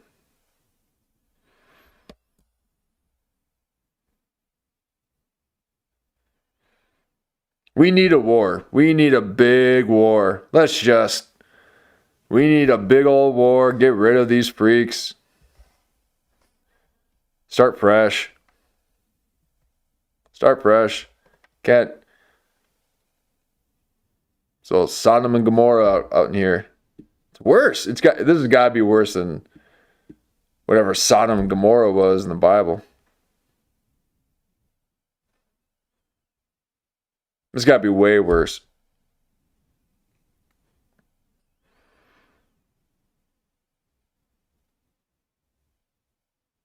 Bill Maher lying through his teeth, like saying that he doesn't like when men are in his porn. Yeah, right.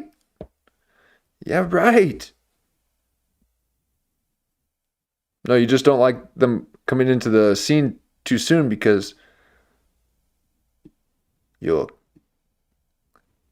come too fast. So, we're getting graphic here. I'm not graphic when I speak. I'm just when I dance. Okay, it's too graphic when I'm moving, but I don't speak like that. This is a family show. And Bill Maher, where's your family? Huh?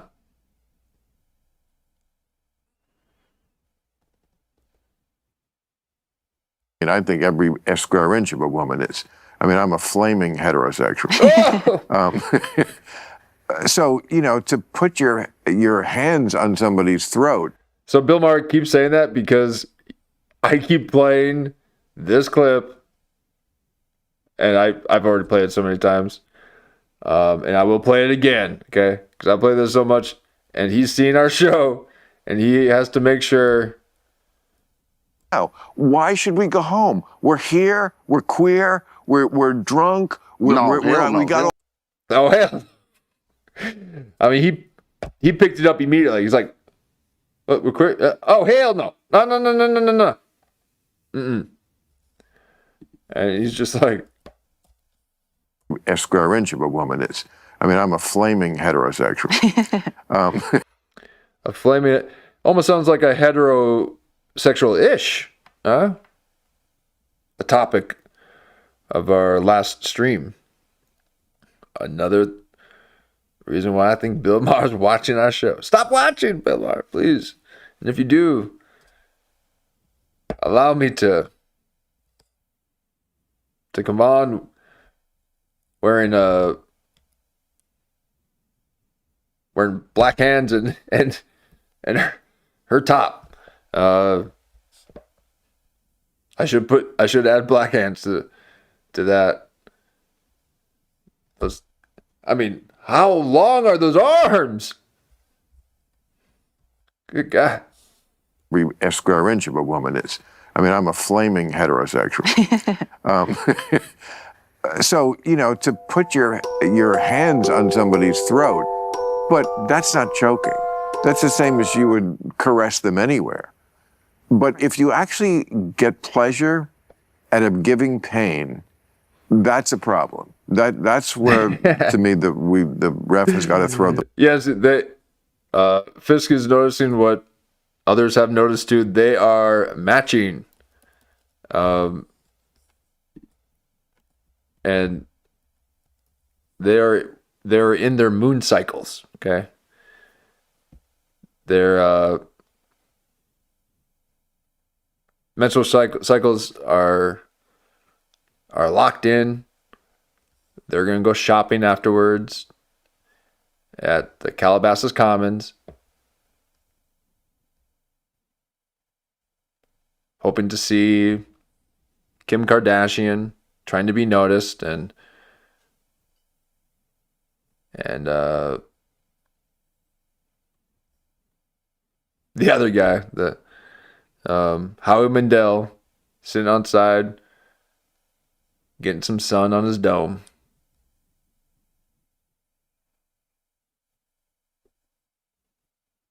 They had to have gone shopping before this. I mean, come on.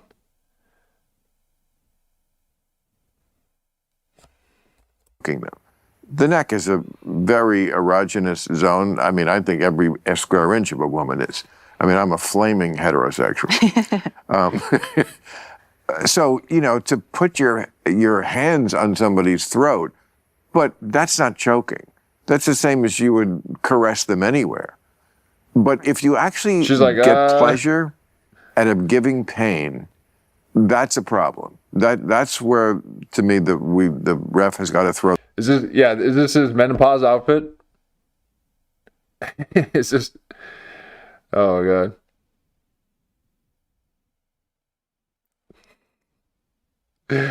Oh yeah. Physically saying that she looks like she's holding it apart. Yeah, she had Chinese before she came out, and she heard our coverage of and heard our ridicule of Marshawn Lynch taking a shit in the bathroom studio before the interview. So she's holding it in. But what she tried to do is add an extra cushion to absorb her farting.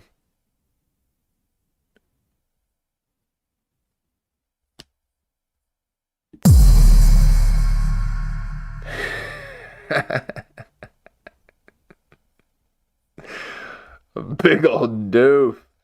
Just doof. We'll hear it on air.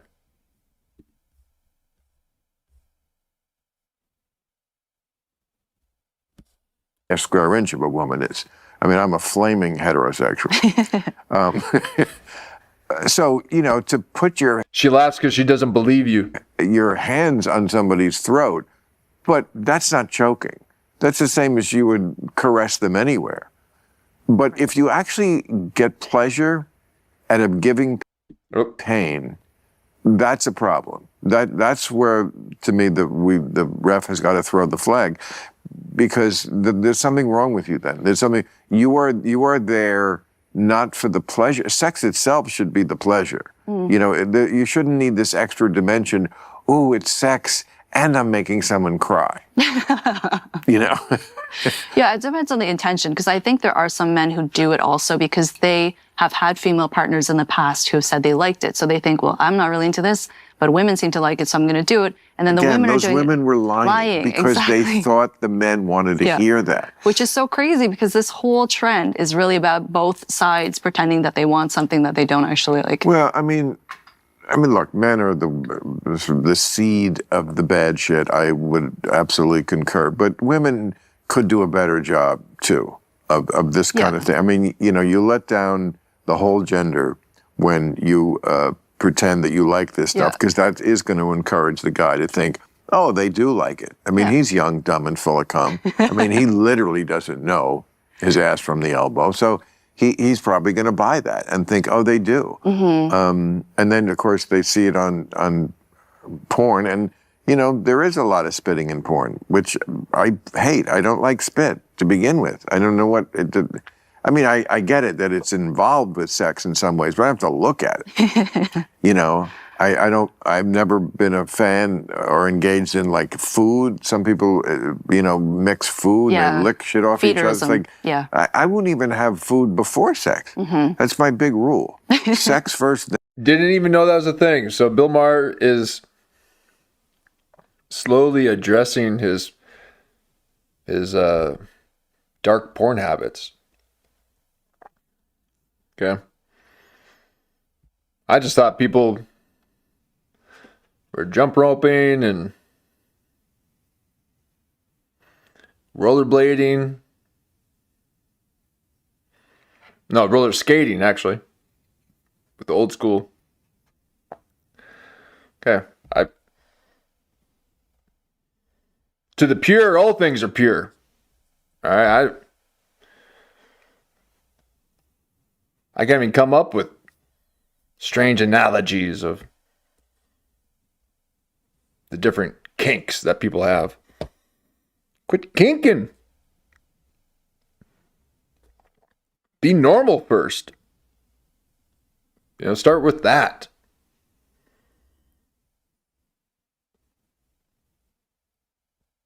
then food. People do it backwards in this country. I've said it on this show many times. They do it backwards. You shouldn't eat dinner and then fuck. It's disgusting. Yeah, you get nauseated. You're nauseated. Your body is You're all gassy like Dr. Soh. She so badly wants to fuck.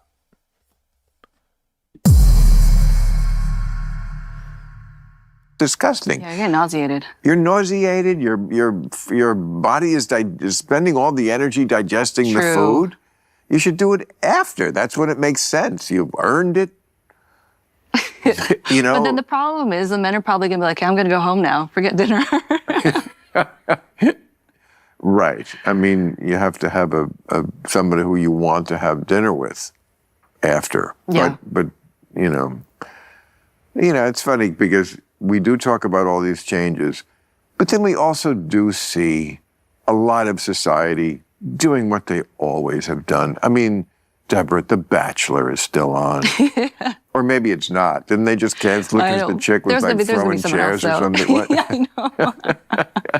But you know what I mean? Like, there's still a lot of very traditional, even like the celebrities who everybody looks up to.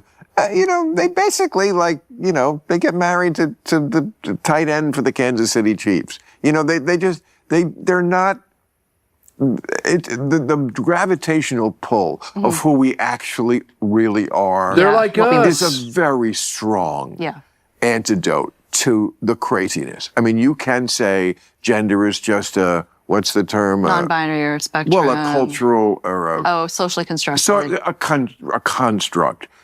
But we are who we are, and it is biology, and it is science, and it is lizard brain, and it is there. Yeah. And you can just kind of argue your way out of it so far, and then we are who we are, and that's when you see, oh look, put a ring on it, and they just it's like they're just water goes downhill. You're just gonna fall back into what you can't escape most reality. of that. Yeah, and that's Man, he's not really, again, not letting her be the expert and her talk about it. He wants to show her his knowledge of it the whole time. I'm just like, well, what's happening here? And I knew this. It was going to be a bit different with this interview, because they're talking about sex, but this is a professional. This is a doctor. So, Bill Maher finally gets to sit in his true role as the non-straight man in the scene. Okay. All right. So in film, television, the straight man in comedy is the base reality, the objective reality within the scene. And then it allows for there to be something for the audience to hitch their wagon to as a base reality, so that we can then see the absurd things that can occur. But now she's the straight man, as they say. And then he's I'll stop it. Okay. So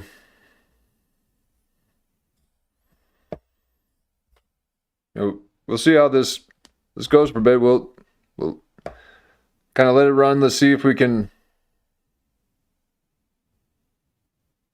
get some insight on the professional instead of just hearing Bill Maher's jack-off stories.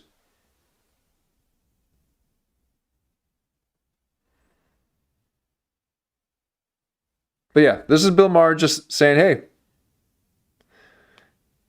I'm with it. I'm hip. I'm cool. I can talk about sex, about dirty magazines, and touching myself. Just imagine that. Bill Maher touching himself. Okay, that's what he wants you to think about. Bill Maher's been talking this whole time about how he touches himself and how women, that he can control. He can control women. Now, he did specify women because I was a little concerned that he was just gonna say, I can control they with my dick, like Jerry O'Connell. Yeah, exactly, Lou. He's very Jerry O'Connell in this one. And she's like, okay. Okay.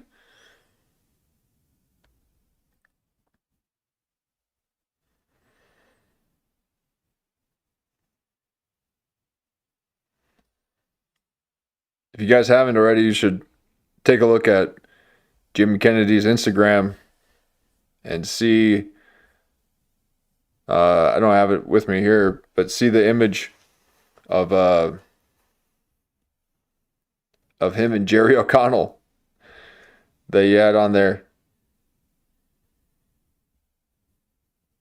Jim Kennedy was sitting on Jerry O'Connell's lap as Jerry O'Connell was hugging him.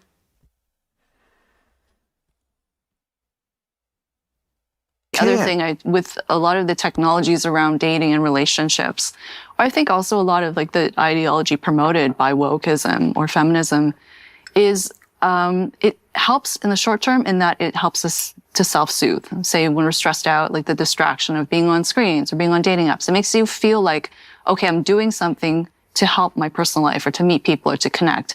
But the reality is it's not the same as actual in-person connection. It's not the same as actually hearing someone's voice or having a face-to-face conversation. And so I do think that's why people feel even worse after, right? Where you feel even more lonely, you feel more disconnected, more alienated. And so even though these distractions help us short term, I think long term, this is why we're in a place where we're so divided now. But I wanted to ask you, and not about your personal life, but just more broadly being in Hollywood. Yes, please. No more of Bill Maher's personal life. Thank you for prefacing that, because he will say it all. Okay. So she's like, oh, one thing I want to ask you, but absolutely nothing to do with you personally. So please do not give me any of your examples, your personal examples.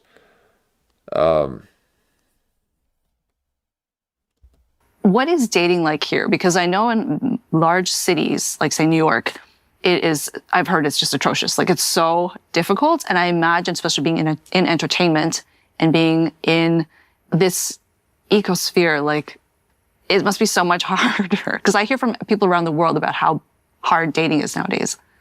I mean, I certainly hear it from every woman I know. Mm-hmm. Not the men, though. I mean, I mean, do I know a lot of men who are dating? I mean, most of my friends are married. I mean, I'm 70. A lot of them have grandkids. I'm the one who's still single. But I'm not actively, I'm not dating. I'm happy. I don't get specific about my personal life. That's totally fine. I'm good. Yeah. Okay, I'm good. But I'm not out there trying to hustle up, dates. So I don't know. What I know is what I hear from so many women who yes, their complaints are legion and just appalling. It's appalling. I think it's a lot of it is, we talked about social media, but the actual dating apps. I mean, the idea that you could scroll through like an inexhaustible supply of women. I mean, from someone who was, when I was out there like trying to meet girls in bars, I mean, first of all, there was no targeting of the audience. You went to a bar. Maybe there's somebody in that bar who you would get along with. Maybe there's not. I mean, it was just complete potluck. Yeah. Now it's like, I guess, somewhat targeted because you can see them and you can read their profile, whatever. But the idea that you can just like scroll, it's just the human brain can't do that. Certainly not the male brain. So I don't know. I mean, the fact that they can do that it's that easy, to me, what the stories I hear from women indicate to me that there's too much supply, shall we say, of women. So guys don't feel the need to treat women with any sort of respect, or I'll just scroll to the next one. Yeah. I just met you. Do you want to go home with me? No? Okay, I'll scroll to the next one. Maybe I'll do better there. It's just this numbers game that seems completely crazy. That's what I hear. Because that, to me, that's my sense with many large cities, especially when the sex ratio is imbalanced and there are more women in that city than men. Because when there are fewer men, they are going to be calling the terms in terms of the relationships or what the how things are going to go. Basically, like you said, if they want casual sex, they're going to say, "This is what I want. If you're not going to give it to me, I'm going to go elsewhere." And then I think also, I imagine the men in this city are so financially successful that they also have their pick of the lot. So that adds to it, where now you have more women, and then all women are fighting for this very small pool of successful men. That's the big problem. And I think that's always been a problem to a degree, and ever more so, which is that, yes, it's nature. And when walruses mate, or I'm picking on walruses. I'm sure you know this better than I. You probably took biology more seriously than I did. But some species, or maybe many of them, the males fight, and the women, the females of the species, they want the alpha. Yeah. That's just nature.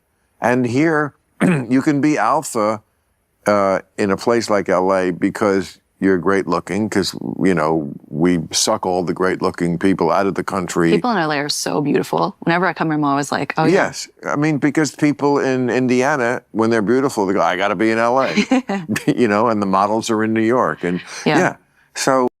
Really? Have you seen the red carpet lately?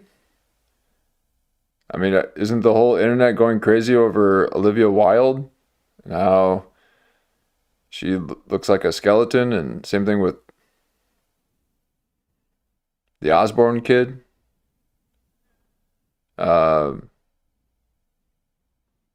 you seen Jelly Roll? Have you seen Shane Gillis? They're ugly.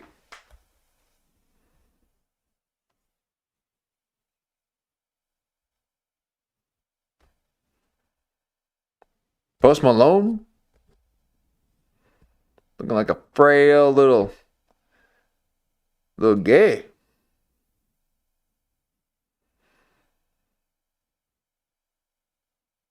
It's crazy like that.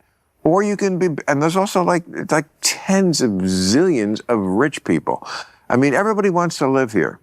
We got the weather, man. As much as we try to fuck up this state, you just cannot put a price on sunshine in February. And also everybody already lives here. People who don't have to live here. Yeah. Like the really big stars can live anywhere. They don't have to see their agent every week. Trust me. If Jay-Z wants to do something, they'll come to him. He doesn't have to live in Bel Air. He chooses to. They all do. It's LA, man. So yes, there's just it's LA, but it's not. It's not anymore. Have you been down Rodeo Drive? Huh? More like Leasing Sign Drive. Nothing but boarded up windows and leasing signs everywhere. Restaurants closed. Retail is closed.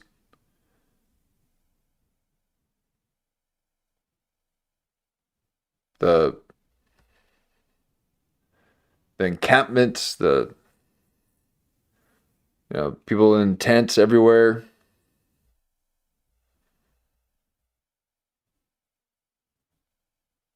Yeah, people living out of their cars. I mean,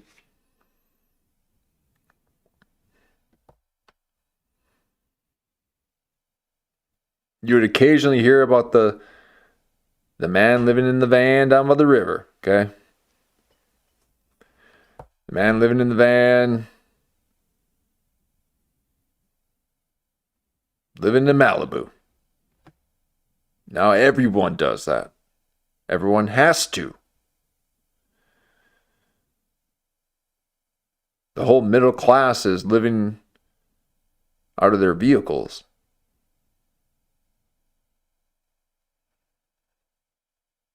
And these are people who have multiple jobs.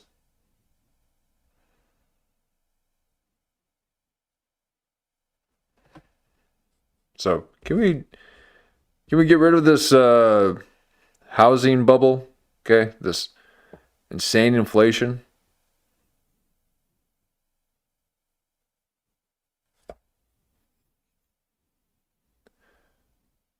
Millions of dollars for just a 2-bedroom condo.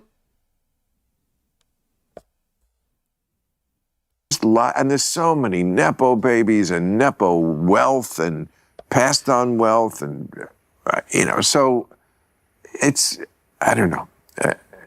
When you go out in this town. Bill Maher, pass your wealth on over to CV. We'll keep your dream alive. Okay, we'll manage it nicely and make sure your digital image stays intact.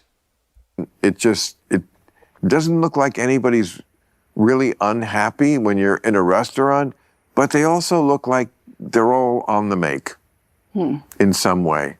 And it's just this big game of musical chairs and good luck finding that right hookup because, maybe you will, but it just looks like everybody is sort of superficially trying to match with who on paper they would like the most.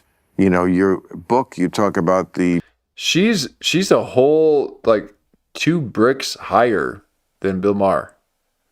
Okay, so her head is on this grout line right here. And that is 1, 2 to him. So she would be this tall.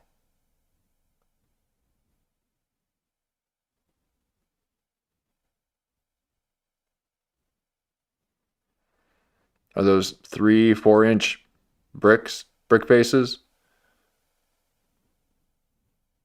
So you're looking at 6 to 8 inches taller than Bill Maher.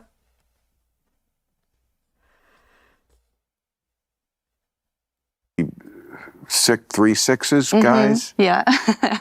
3 6s rule. So it's this idea that women should strive for a man who is over 6 feet tall, makes over 6 figures annually, and has a penis that is larger than 6 inches. So this is used as an illustration in the book I'm to say 5'8", women have, but as Meatloaf said, very don't be specific sad standards. because 2 out of 3 ain't bad. I don't think height. I mean, there's an Let her evolutionary talk. reason for that, but I don't think height is a determining factor. This whole happiness or success Did you in see a relationship. Did you see that movie? It was quite good. Man, he won't let her talk. Okay? He's trying to be macho, be the man. Be coy with the goy, huh? He's being coy with the goy. Enough, Bill Maher, please.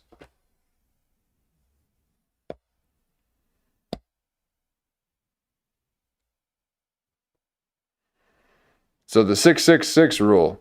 Shit. What about the 4-3?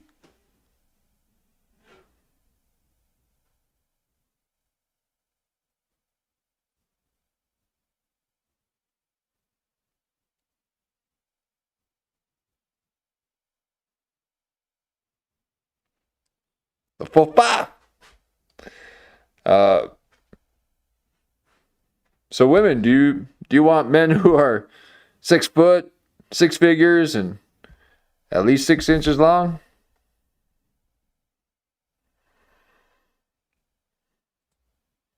I didn't know that was a thing. What, you want height, stature?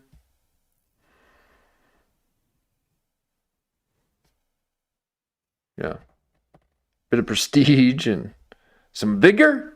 Oh my God. Why don't you just...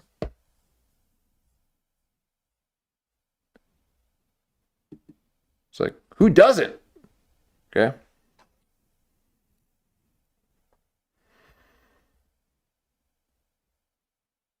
Well, have you ever asked what men's list is? Okay, men's got list. Actually, we really don't. It's nice and short. Just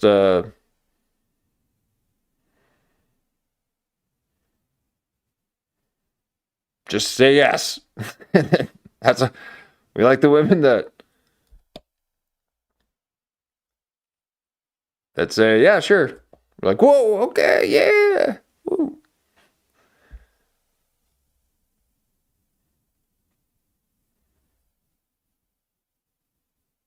It's really unfair. Women have a lot of power. A lot of power. Too much power over men.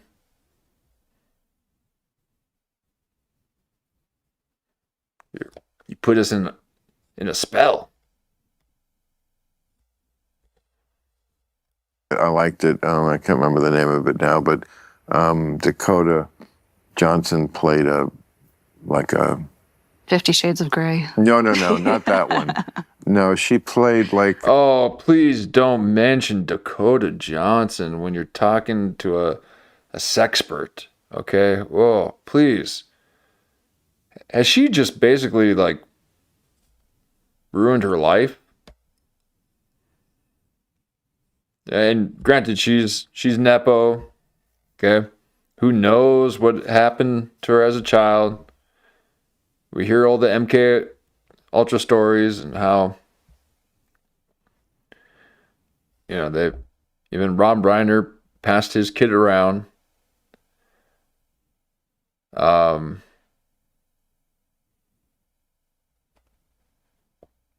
please, she's got to be so tired of everyone just like,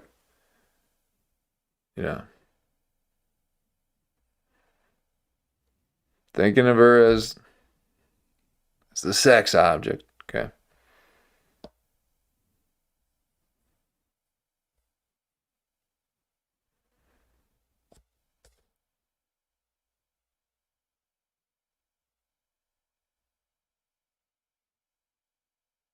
How does one become a sexpert? Well, good question. Good question. How does one?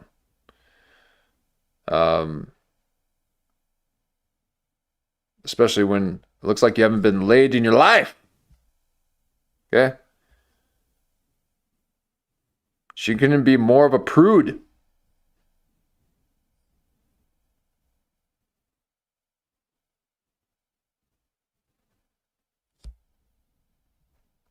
It's like these designers designing homes and never built a thing in their life, okay? You know nothing about the way of the world, yet you call yourself an expert.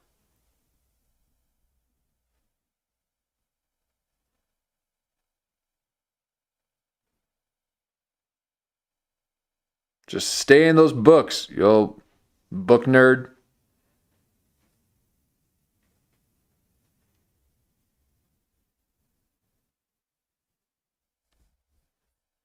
Look how big her feet are.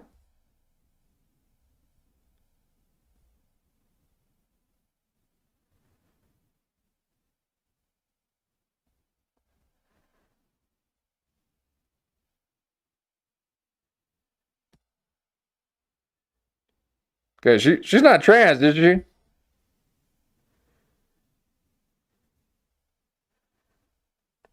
She's 2 bricks taller than Bill Maher. Her arms are super long. They're basically, she's basically dragging her knuckles.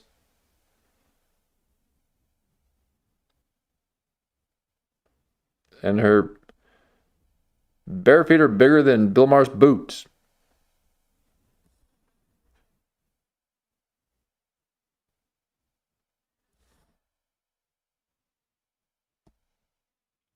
Oh, the librarian types, yeah. Oh yeah, they're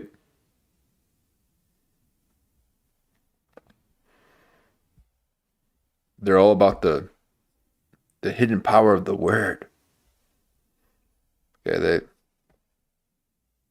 they just tear your clothes off. It's just like, whoa, take it easy. It's like, I'm a paperback, okay? You got to be gentle with me. Someone who I don't forget the word for it, but she hooked people up. She wasn't a madam, and they weren't matchmaker. Yeah, Okay. A modern kind of matchmaker. And one of the plot points in the movie is that men these days are having operations on their legs Oh yeah. because they want to get taller. up to the 6 level. Yeah. And that women, because they've seen or read, I've certainly read this, that some astounding number of women will immediately swipe left Yeah.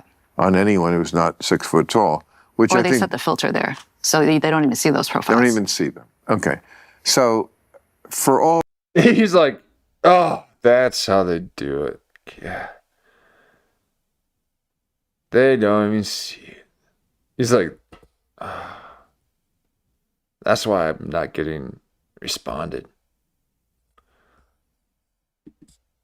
Take it back.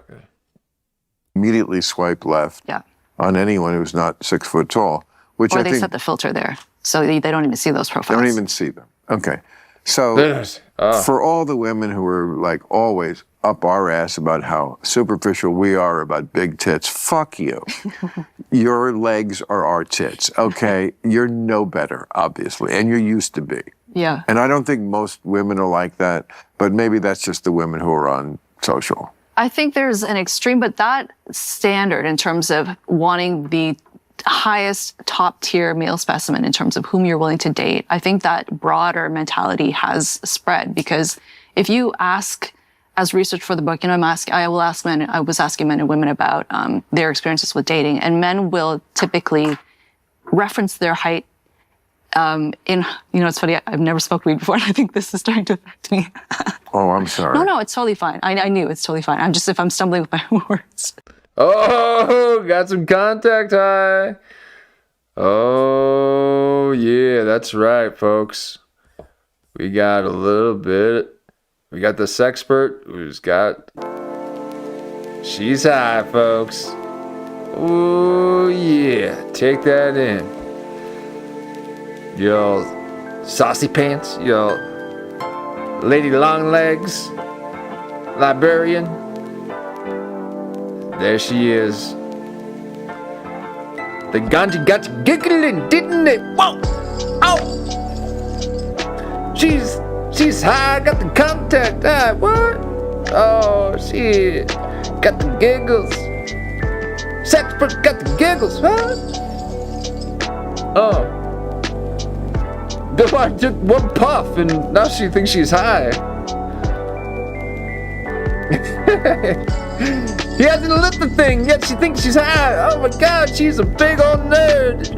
She thinks she knows what sex is all about when she hasn't even tasted the sweet supplement. I don't know. Okay.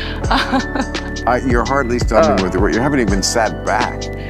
Oh, is that? I mean, yeah, I don't think you're in danger of going nuts. You're in here. danger. You ain't high, you're in danger.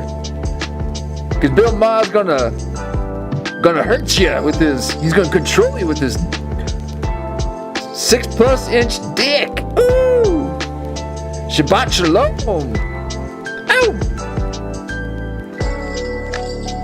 Ow. Okay. Debrah, I really don't. I just told you too. I want to do a really good job with this interview. So, Oh, you're doing a great job. so basically, that This is heroin, by the way. Anyway, go ahead. I'm gonna have a great night after this. Really, you think you could get a contact high from this? I do. I can barely get high from smoking it anymore. That's awesome. I wish I was a virgin like that.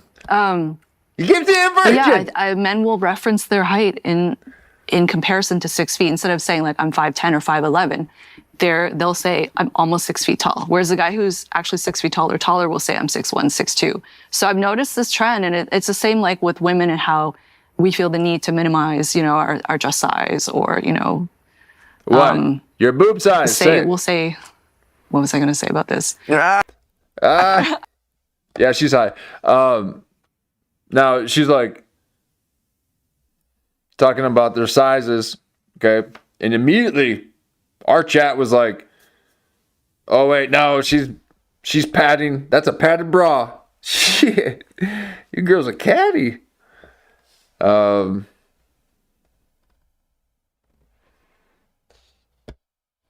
That's the thing too. It's like it's always the friend that gets in the way, right? The friend's always happy when the other friend breaks up with the boyfriend. Oh, it's okay. I'm here for you. Come here. She's like, finally, I can have my emotional blanket back.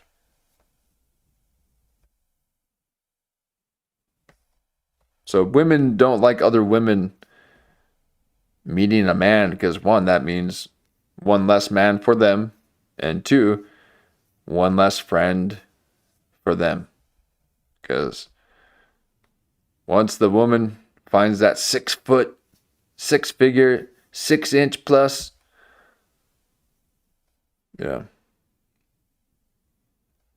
Greek god, then see ya. Okay. So they're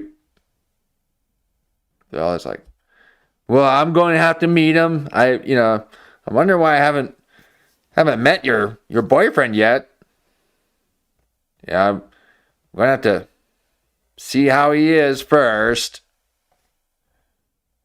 I'll shake his hand and see how he treats me, because that's what's important. It's like, shut up. Quit imposing yourself in other people's lives. Okay? But they be jealous. So let's see a little bit of this contact high.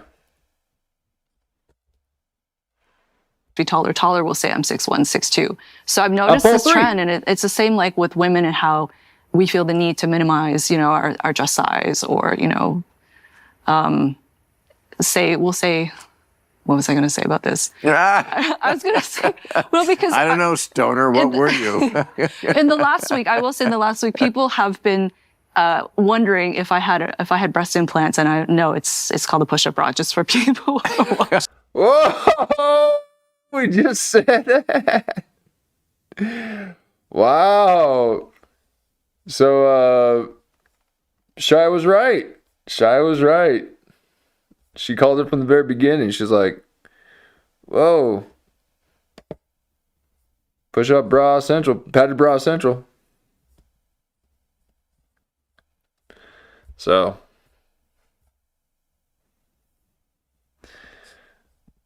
they'd be deceiving us every chance they can get. But to say we'll emphasize certain body. Look at that. He's cutting it, and she's like, what the fuck are you? Why are you cutting it? See, even she knows you're not supposed to do that. She's like, now you gotta relight it and cook it. What? It's called a push-up bra, just for people who are watching. But to say we'll emphasize certain body parts. Now, what's the difference between a push-up bra and the Miracle Bra? Because I remember when the Miracle Bra came out. Do you remember the Miracle Bra? Did you have a? It was more of like a cone, I think, right? I feel like it wasn't a miracle.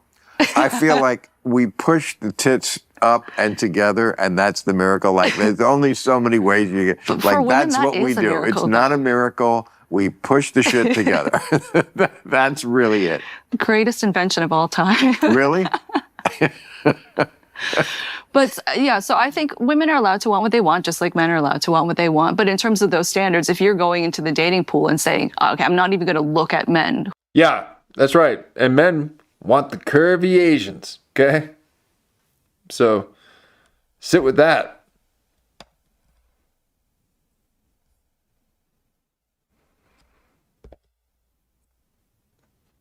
Lulu says it's not until recently Asians weren't expected to be curvy. You best be curvy, okay?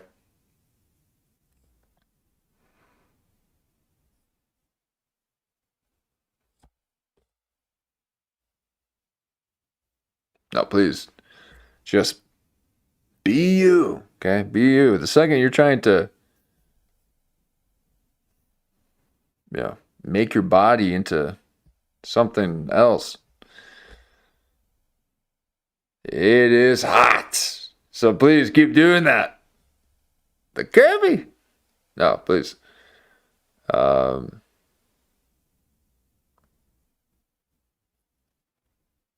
You'd be surprised that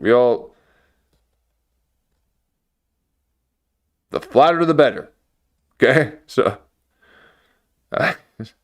let's not, I'm kidding, folks. Let's not talk about the women like that. Okay?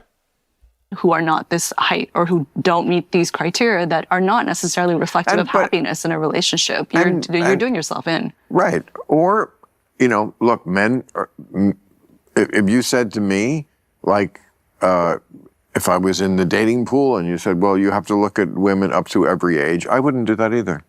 I mean, we do also have the right to want what we want. Mm-hmm. Oh, and Bill Maher, what do you want? Huh? What's your age? Oh, boy. When you're in a restaurant, you have the right to send it back and say, no, I wanted it well done, Yeah. or I wanted it rare. Sorry. Bloody. Whatever it is. I mean, so part of me is I like my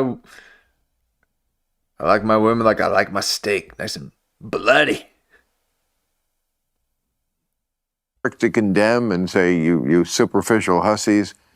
And the other part is like, you got to get what you like or else you're going to have to like what you get. Yeah. The problem is there aren't that many. Here's the real problem isn't wanting the perfect guy. The real problem is I feel like this attitude, and again, maybe this is just LA, among women who you don't have that much to offer. You know what you have to offer? You're cute.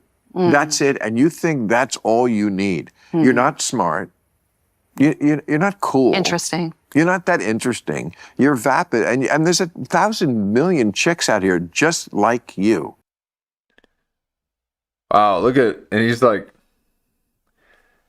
see, this is some of that impotent rage, like where, this is what Jimmy Kennedy does to his women guests. He's real snarky with them. And then he'll talk as if he's talking to the general public, but really he wants to see that person squirm a bit when he says these things, because he's like, you're just not that interesting.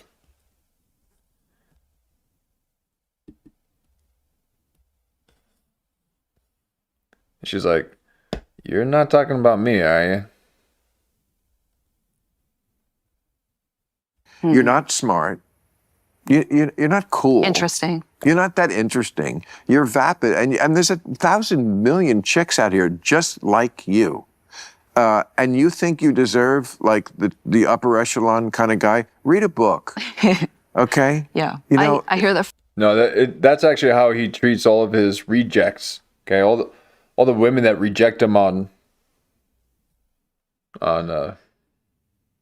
social dating platforms. He's like, you know how many women there are just like you? Why don't you read a book? I'm Bill Maher. Like, whoa. From men a lot too, where they say, right. Women are so entitled. They think, they give these women a number and they say these women think that they deserve tens, or that because they can hook up with a rich guy once, that they're going to marry that type of guy when really they were just a hookup. They can't actually track that status of a man. So I say that, and I have advice in sextinction for both sexes, and I say for women, you know, like definitely be a kind person and have a personality, and just like men, be kind and you know. In the correction to when we treated women horribly, which is true, and it certainly has been needed, and certainly needs to keep Has going. been needed. But in that correction, there's been a lot over the last few decades of just blowing a lot of smoke up their ass about what an ethereal, perfect creature you are. Body positivity. Dare I say? Body positivity, that was an outrageous, extension of that idea. If you're going to say a man needs to be over 6 feet tall, you also got to be bringing it. Right. But I mean, women were just told that just by being, you're awesome. Yeah. Just you. Well,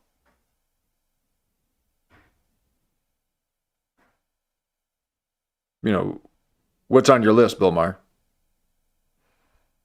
You gotta be able to read a book. Just you, perfect the way you are. Just you. Don't want to hear anything more. You're just fucking perfect because you're you. I mean, that attitude, I'm not exaggerating that. And no, that's certainly not what my generation thought about either sex. You know, you're not born perfect, okay? Get over yourself.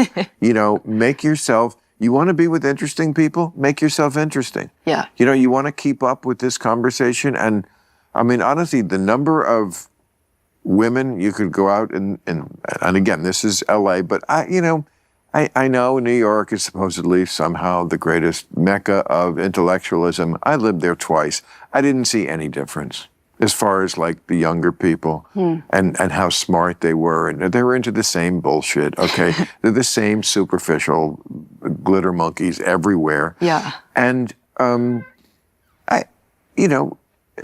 okay, you can complain about it, but you're not really doing a hell of a lot to make yourself all that interesting. And again, the number of women that I've seen in this town who are under 40, who can keep up in a conversation, is not a lot. Wow. A few, but not a lot.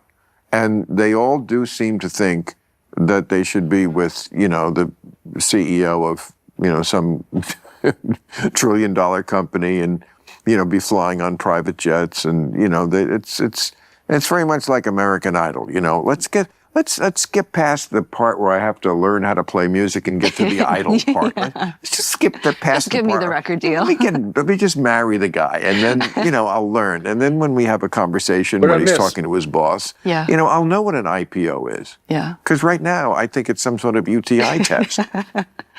I write in the book about plastic surgery and how I think combined with social media and reality TV and just the fact that everyone is hyper competitive among their own sex and they're trying to so desperately get the best, partner possible. Let her finish. People are going through countless procedures now. Looks maxing, is very popular in young men. I mean, maybe I don't know what looks maxing is, but then why'd you bring it up? Just to interrupt her? All right, let's hear your take on this. Okay, you don't ever let her talk?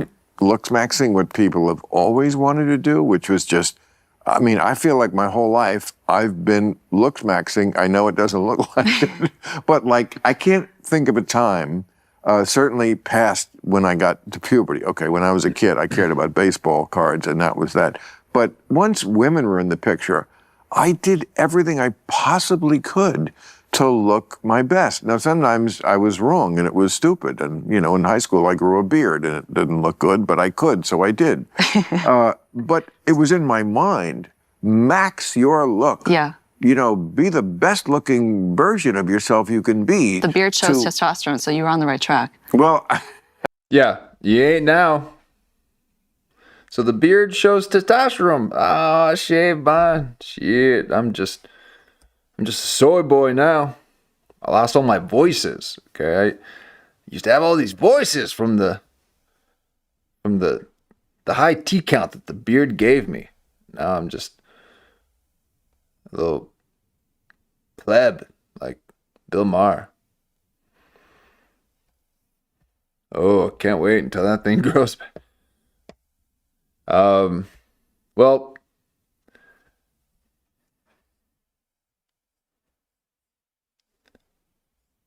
let's see if you can let her talk for a little bit. But Yeah. If only I knew how to talk to a girl, it would have helped. There you go. That's what I've been saying this whole time. You don't really know how to talk around a girl. You just ramble on, and you don't let her talk. You're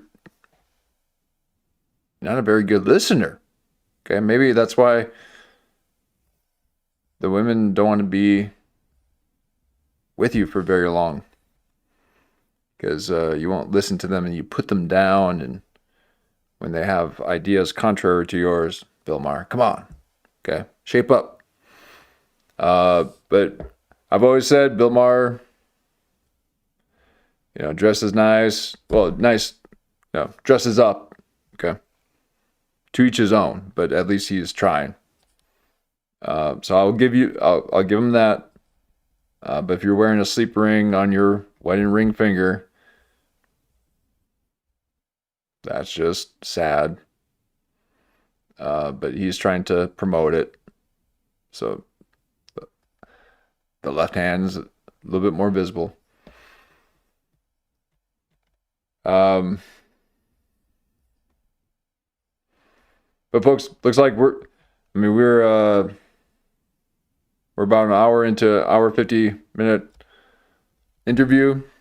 I think this is a good time as any to wrap up part 1. We'll continue this next time we meet again. And I want to thank you guys for joining us, for hanging out. Thank you for allowing us to be part of your dreamscape.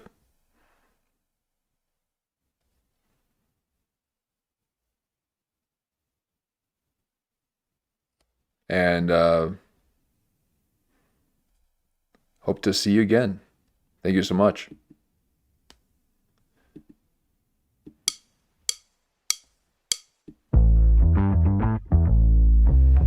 "101. We're a computer program." Yeah, I'm so fresh like the morning. Mouth wide open like they yawning. Every time they see me, they in G-Shock. Homie, this is too far. Homie, I feel too alive.